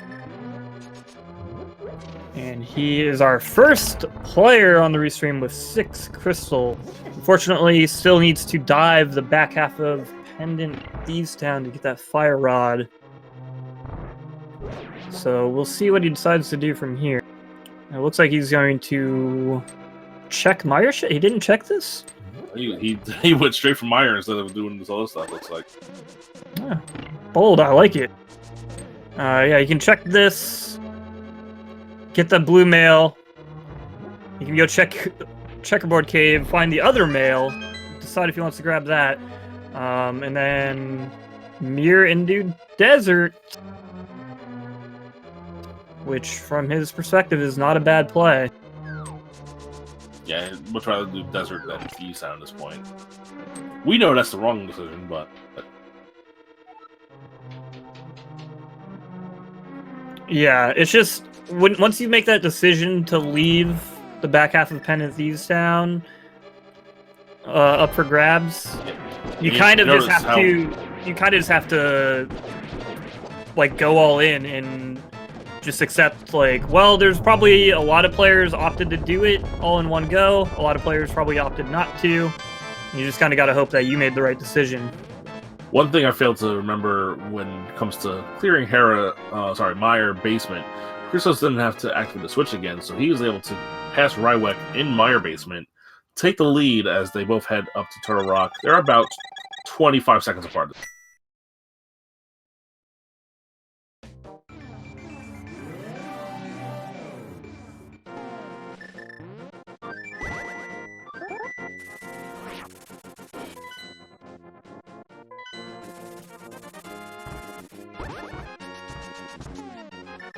So Rywek, the only one of our runners to grab that red mail from Checkerboard Cave.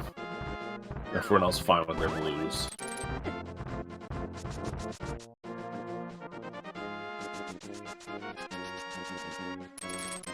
Yep, Christos and Rywek gunning on over to Turtle Rock here. Mark diving into the back of Desert, looking to grab that green pendant, hoping it's going to lead to that fire. And meanwhile, Tally's got the rest of Meyer to clear.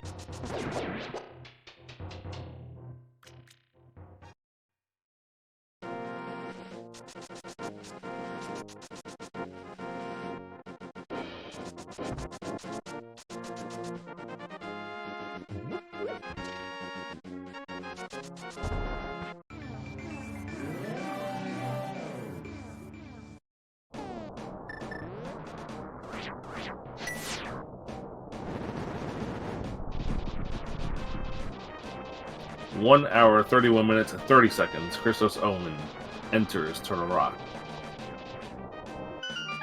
And Rywek hot on his heels, just about 12 seconds behind. 12-second difference between Christos and Rywek entering Turtle Rock. So this is going to be all execution, except for everyone's favorite little gamble. Which way do you go in Afghanistan? That's going to be the only difference maker between these two runners at this point. Outside of just straight up execution.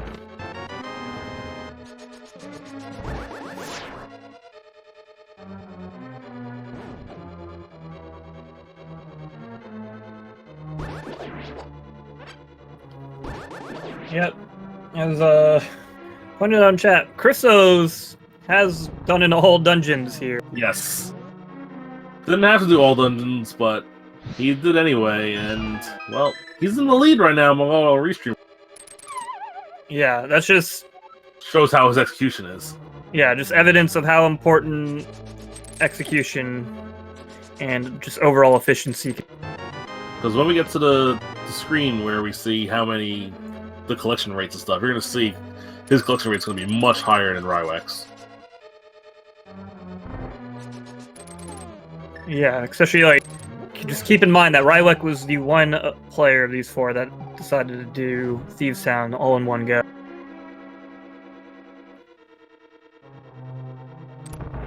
But in the end, it just didn't make enough of a difference. It might not be much higher. As you mentioned, we do have GT, and GT can be a real wild card in Randomizer. Yeah, we see our other runners. They're still looking for that fire rod. Mark is going to head over to Catfish. We're finally going to see what Catfish has been hiding from us this whole time.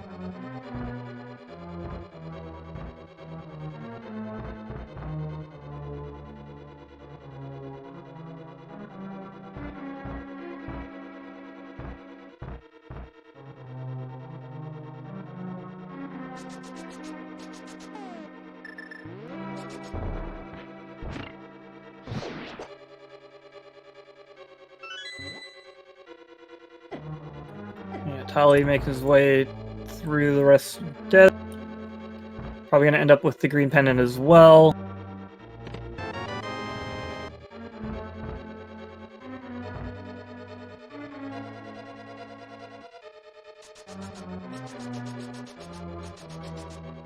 And Mark might be heading to Thieves Town now, because he's heading back into the CAC portal. And heading south. He's got to be going into Thieves Town. I'll be kicking himself a little bit. But at least he's doing this before heading to Turtle Rock, which is definitely the correct call. Yeah, I mean, going to Turtle Rock without fire is the sign of a desperate play. Either that or you've done everything else. Yeah. That would be the gamble to end all gambles. Although I have seen Fire Rod be in Turtle Rock or even Mimic Cave a few times, so... Oh yeah. Don't say never happened. It's just very, very rare.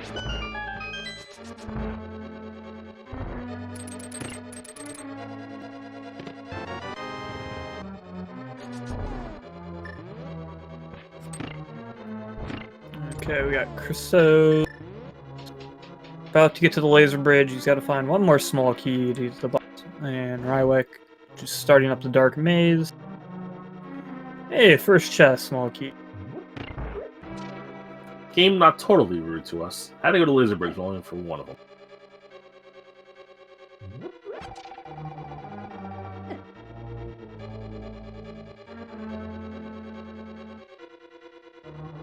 You see, Crystal's really pulling away a little bit here in Turtle Rock. They have to go with a 12-second difference, and now it's much more than that. Close to almost 30 seconds to this.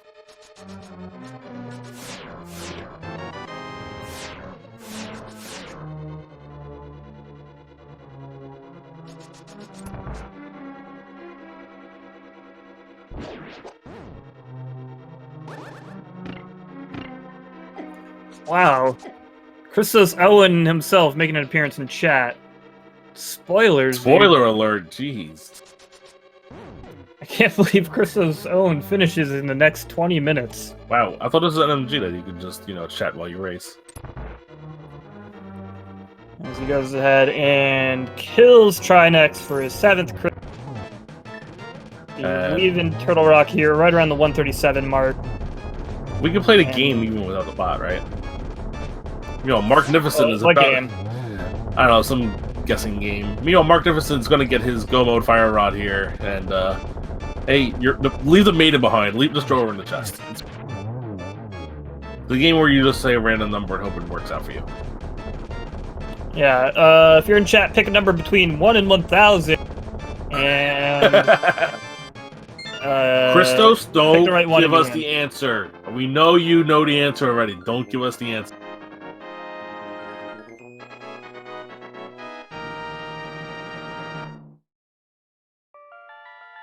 Well, Rywick is about to get his 7th crystal and be on his way. Christos entering Ganon's Tower at 1 hour 37 and 46. Yeah, and that gap between him and Rywick widening.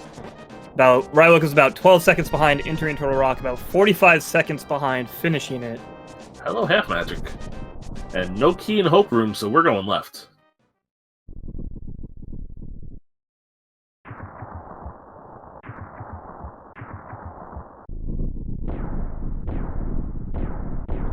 Small key on the ledge for the 3rd item. Let's see what Rywick does. If Rywick goes full left, he might make up a little time, but no, he's going to go check Hope Room. I mean, I was hoping for a DM classic. And Tale might be finally making the play back to Thieves down here. So Tale will now be getting this Fire Rod in short order as well.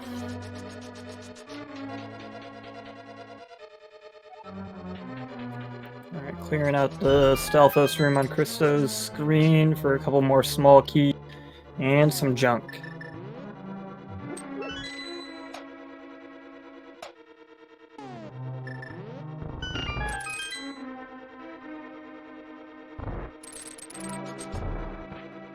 So Christos just got through a check number 8. Still no big key.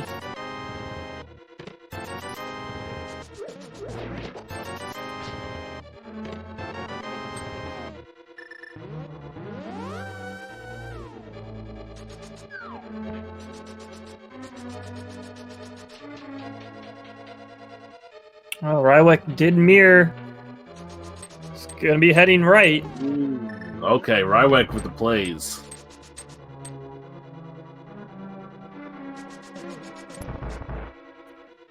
We'll see. Is it going to be Rando Room? It's going to be a Compass Room. It's going to be Ice Armos. It's Rando Room. Rando Room. That's big for Chris. Chris getting that GT big key and mirroring back at the 1 minute 40 mark flat. And Rywick is going to lose a few minutes, assuming he opts to continue going full right and into Ice Armor.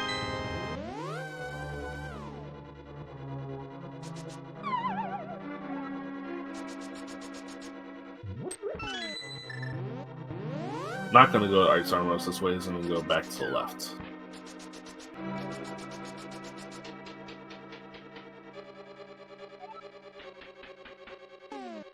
Meanwhile, Tally grabbing Blind and Thieves down here, heading over to the big chest, where he will find his Fire Rod and join everybody else in go mode. And he'll also throw the Maiden back into the chest as, nope, don't need you anymore. Yep, he's like, oh, you can rescue yourself. Peace.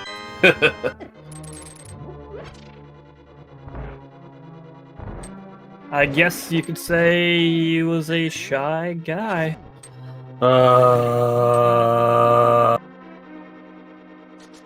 Thank you.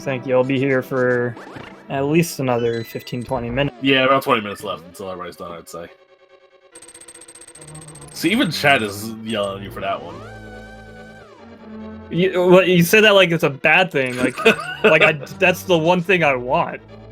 Oh, you want to be the bad guy, I see. Chat deserves it.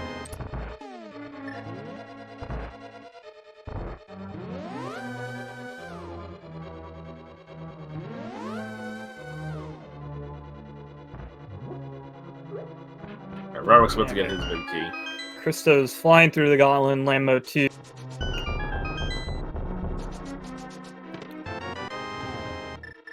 And Rywick getting the big key. Got 2 minutes behind Christo's at this point. And just to be fair to chat, Swerve is still a good commentator. He's just a bad guy. Yeah. I'll take that. That's fair.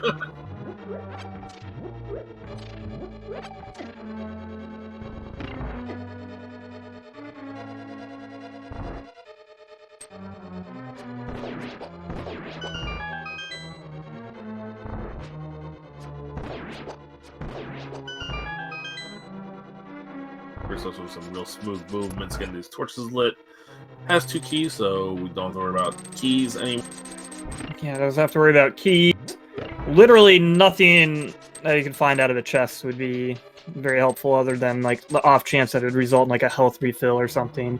So you're just gonna fly through these rooms. Yeah, already has silvers, so won't skip the silvers and Moldorm 2 chests like some people did in the qualifier on Friday. I don't want to name names on who. Like a fool. I don't want to name names on who skipped the silvers in pre-Moldorm 2 chest and why ran. Yeah, you don't want to out anyone as a fool.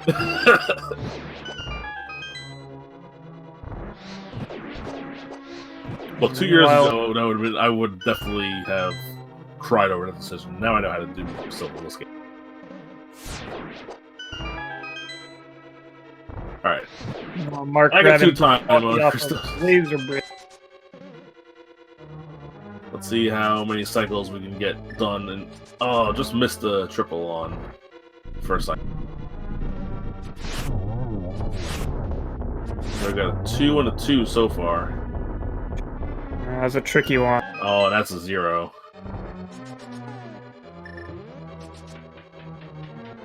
Alright, so we got a 2-2-0-2. Go play that. Wow, 4 cycle Ega 2.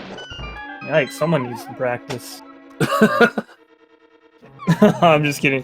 That was good. If I get a 4 cycle Ega 2, I'm like fist bump. Oh, I'm like awful at Ega 2, dude. When I 3 cycle, I'm shocked. Let me tell you, I flunked Ega geometry. Alright, it's time for the Ganon fight on Chris's side. He has Butter Sword, he has Silver Arrows. This should not take too long at all.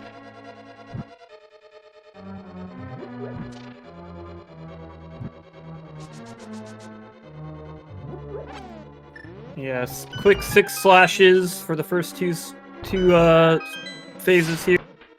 And then an extra, like, 30, because Chris is a sadist, apparently. You really want to get hit. You really want to be sure you hit him 6 times. Also, he's got to be a little careful. He's not a 2.5 heart. 1 touch of Ganon, even with Blue Mail, and he's going to be toast. Yeah, but once you get through those first 2 phases, when you have Butter and Silver, the fight's just a joke. Remember, I just got finished doing the Zelda 1 randomizer tournament. In this game, you can actually see Ganon. Yeah, oh, dude, Zelda 1 Ganon is just a bad boss.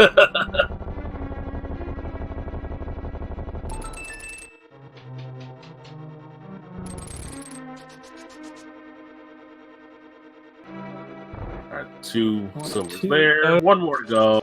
Uno Mas, and there, the pig is dead.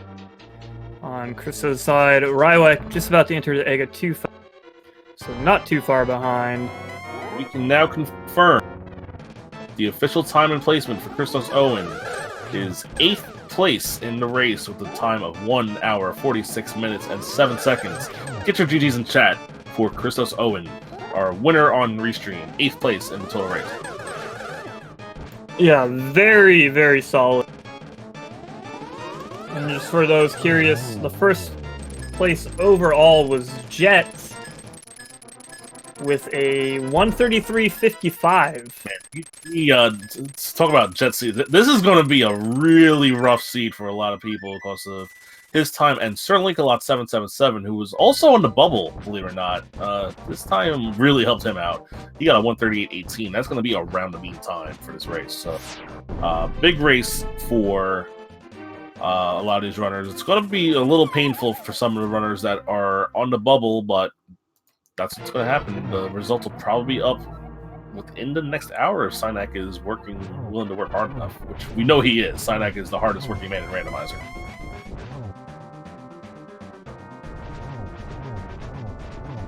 But it looks like all 4 of our runners will have sub 2 hour seeds, so that's always a good sign.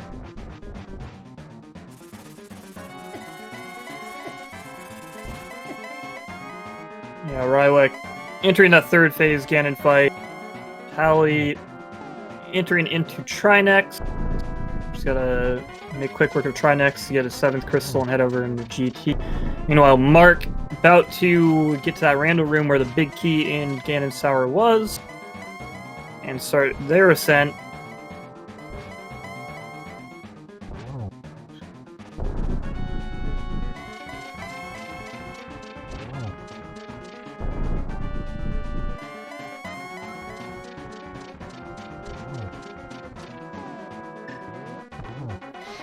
There's one silver for Rylock. Rylock missing that first fire rod shot. Have to take a little bit of extra time. Make sure it doesn't get a bad Ganon warp. And there's another 2 to finish it.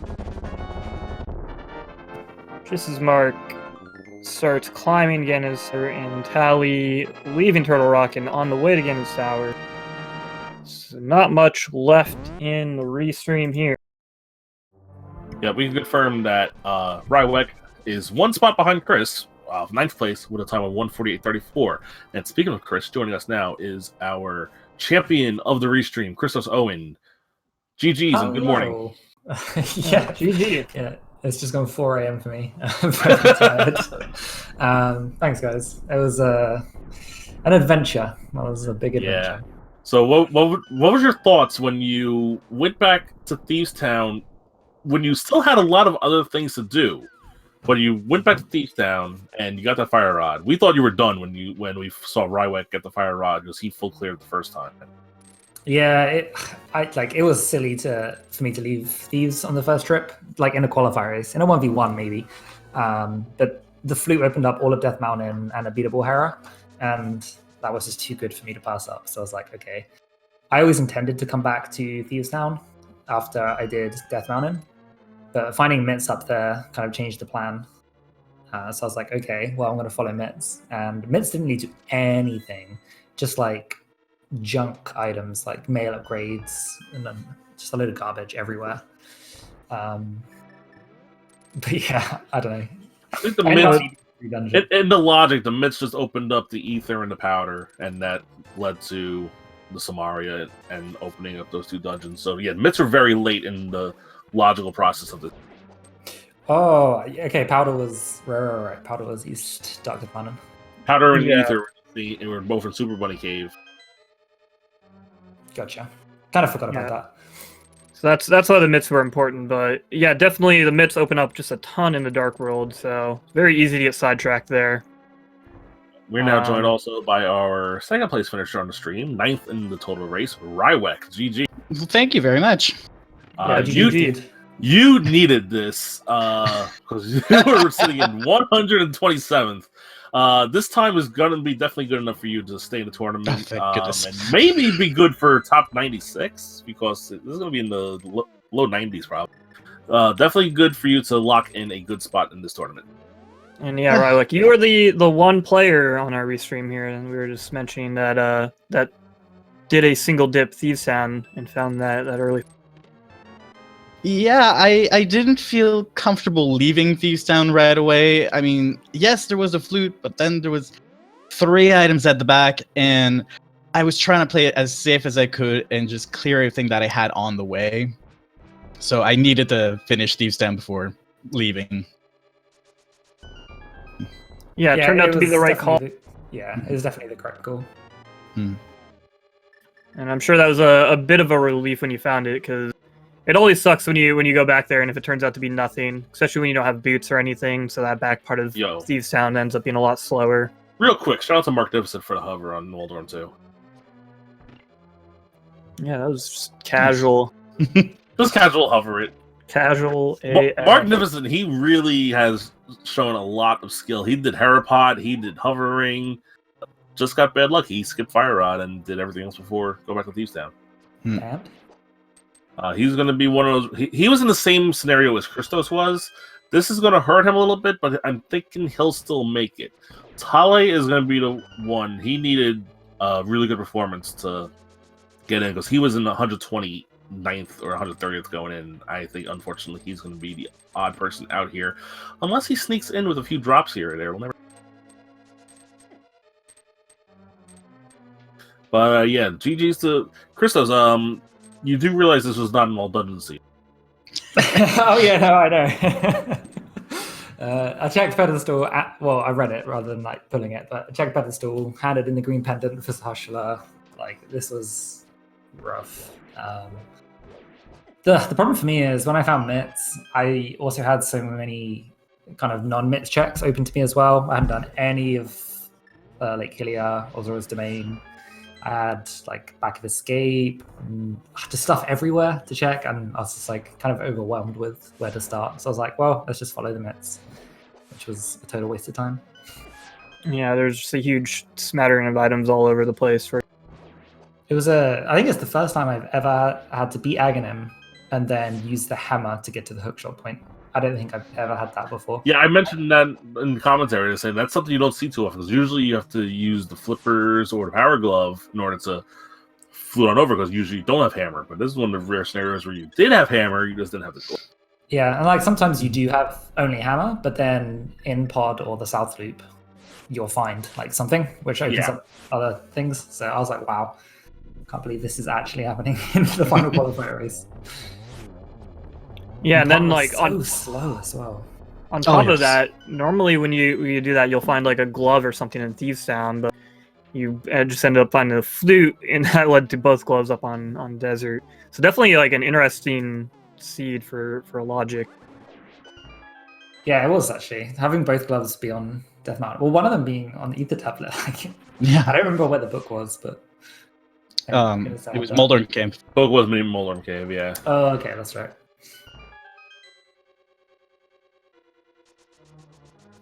And also, Rywek was the only one of our three runners who saw the boots the first time around. Christos, you were a little surprised when you saw it. Yeah, I was just about to bring that up. Would quote unquote blind pulled the boots off of Lake Holly Island, where they just went there and mirrored it, and so like, oh hell. Meanwhile, Magnificent has finished. We'll get you the official times: 1:54.27, 16th place in this race. Yeah, I was in two minds. Like when I saw the boots, so I was just about to go into Ice Palace, and I thought, okay, I'll have a quick check of Hylia Island before I go in.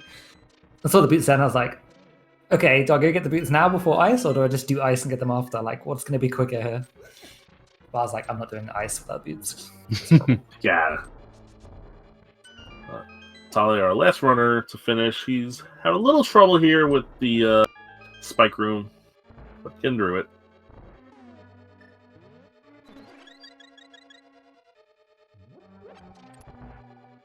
All right, we are now joined by our third place finisher on a restream, Magnificent. GG's. GG, thank you guys. GG, dude. GG. GG, Christos. GG, Nice Rabbit. horror at the end. Thank you. Thanks.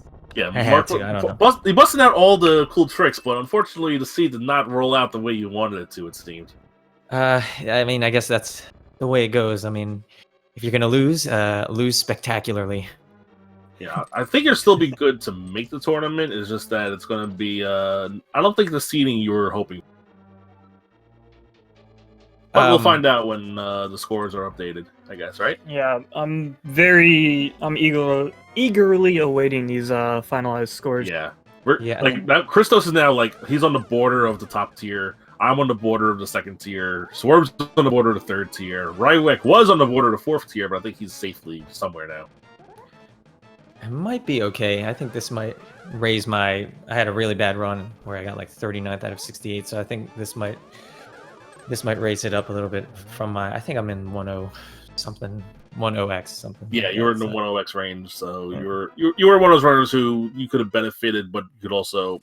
This wasn't a terrible race for you by any means. It was just done in by Pendant Thieves Town. Yeah, I mean that's just the way it goes. I was just hoping for the average time at that point. But Jet really hurting the average time with a 133 in this season. Shout outs to Jet. Like he absolutely like he dominated this seed. Like, you see, he's one of those names where you're not surprised he's at the top, but a lot of times he's not always at the top. But when he is at the top, you're not surprised at all. He is really good at the randomizer. Oh, absolutely. I just when he finished, I was like expecting just a flood of people to finish. But then there's 5 minutes between first and second, and there's 10 minutes between first and fifth, which is just wild. Yeah. Yeah. So it seems like pretty like everybody except for Jet got caught out by the Fire or the Samaria, or both. By the Yeah, looks of it. I think Link a lot was in chat earlier. He said that he did what Rywek and Jet did, which was full clear of Thieves the first time, and got Samaria at a decent time. He probably had the same route as Jet, just that Jet is Jet is Jet. Jet did what Jet does. Yeah, so Tale on the Ganon fight shouldn't take too much longer. Like I said, probably have all 4 of our runners finish with sub 2 times, which is what we want. Yeah, wrapping up. There's the first silver arrow shot. There's 2 more, 1 more to finish it up, and that will be a wrap for Tally. Yeah, Tale is going to take a finish of 26th place, an official time of 1 hour, 58 minutes, and 27 seconds. Again, they were on the outside looking in. We will find out if that was enough for Tale to make it in, or unfortunately, maybe not. We'll see. I mean, everything.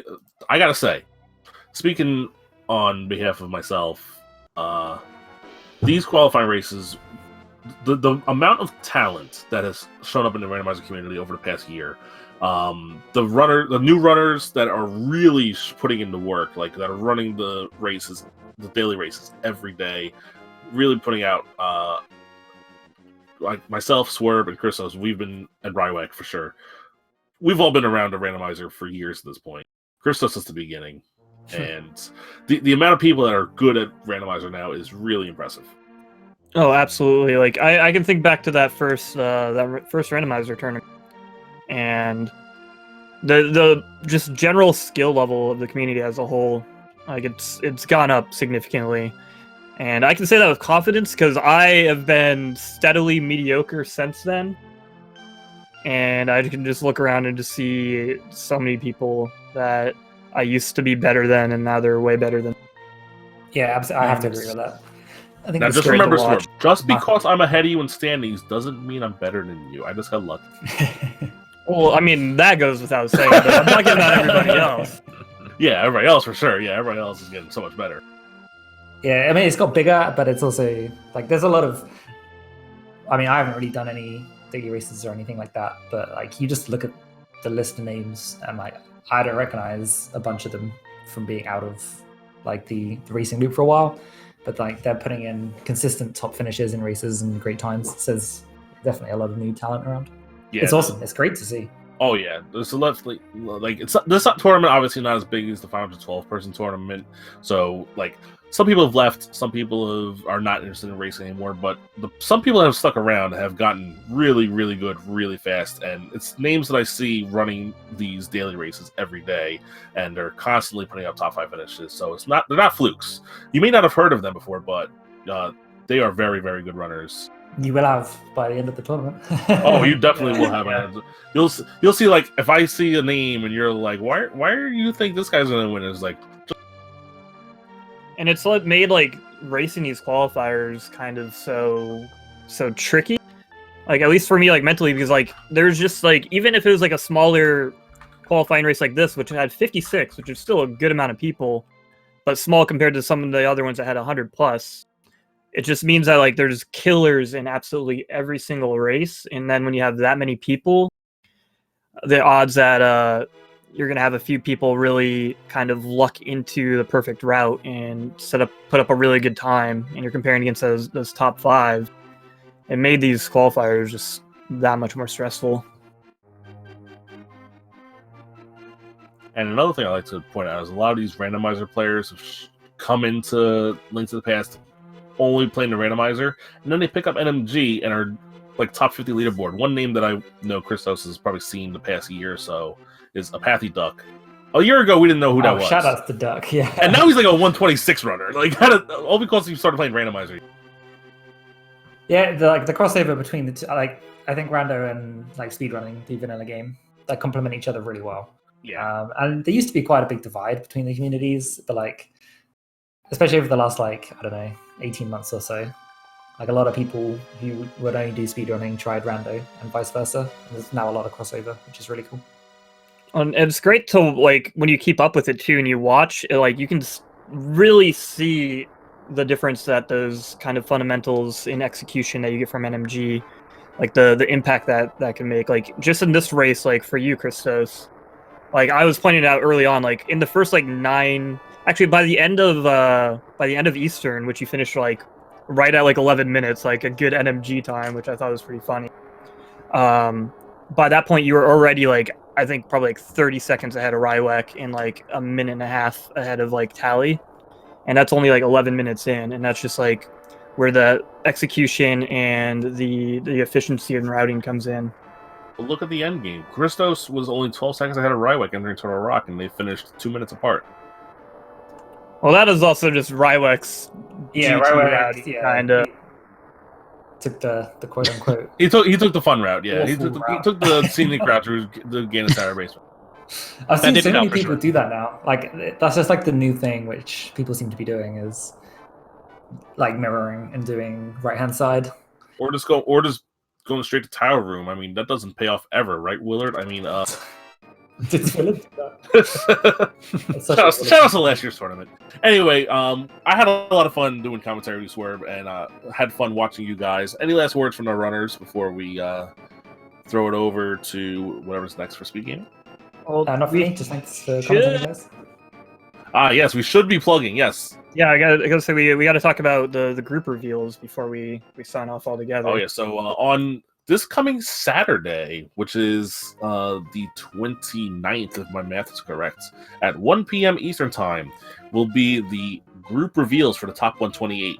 Now you may be wondering, why are we waiting until Saturday? Well, first off, it's a holiday weekend here in the United States of America. Thursday, Friday, Saturday. Saturday the 30th. Thank you guys. I misspoke there. And also, we want to make sure that every one of our 128 that are qualified in top 128 are actually going to participate.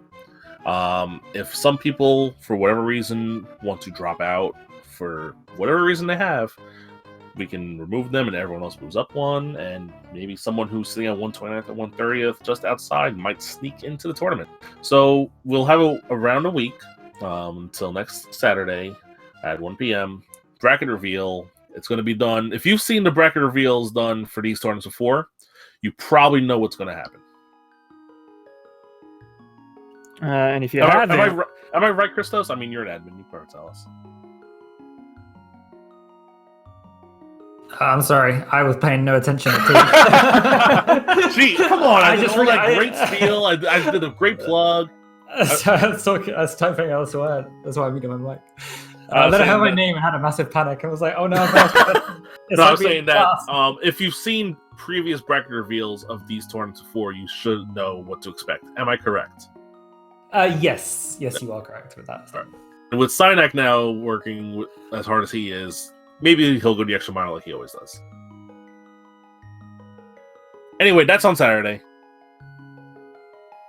yeah, I'm looking forward to it. Like I said, I'm gonna be watching the results tonight to kind of see where the final kind of rough idea of where these final groups are gonna be. You know, not counting drops.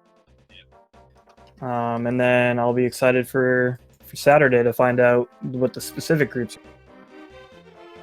Yeah, I'm really excited to see the groups. I'm really excited about the format as well. The Yeah, group format definitely this year is super very interesting. Lots of racing to go on. 2 stages, 2 out of 3 the entire way. Going to be a lot of randomizer. Make sure you follow the entire Speed Gaming family of channels. Speed Gaming's 1 through 6, along with the ALTTP randomizer channels, which will also feature races from this tournament. And of course, follow our runners. They did a great job for you. Rywek, Tale, Marknificent, and Christos. Unfortunately, Tale could not join us for an interview tonight, unfortunately. But again, make sure do all the good stuff. Do all the good stuff. If there's any piece of advice, do all the good stuff.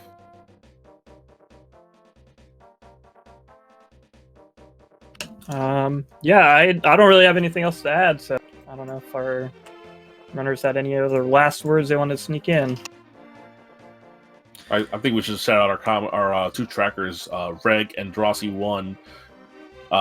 You know a tracker did their job, and we don't call them out on anything, so they did it. And Swerve, Yes. my buddy, my pal, my fellow donkey of getting dunked on. It was great work with you. Yeah, it was a lot of fun. I haven't done commentary since like last tournament, so ton of fun. Glad to do with a good friend like you, with a good race. And yeah, again, thank you to the trackers and everyone working behind the scenes, doing largely thankless jobs, making sure everything runs smoothly. It's much appreciated. All right, so on behalf of everybody here at Speed Gaming and Swerve, my name is Rambler signing off. See you guys on Saturday for the bracket. Good night.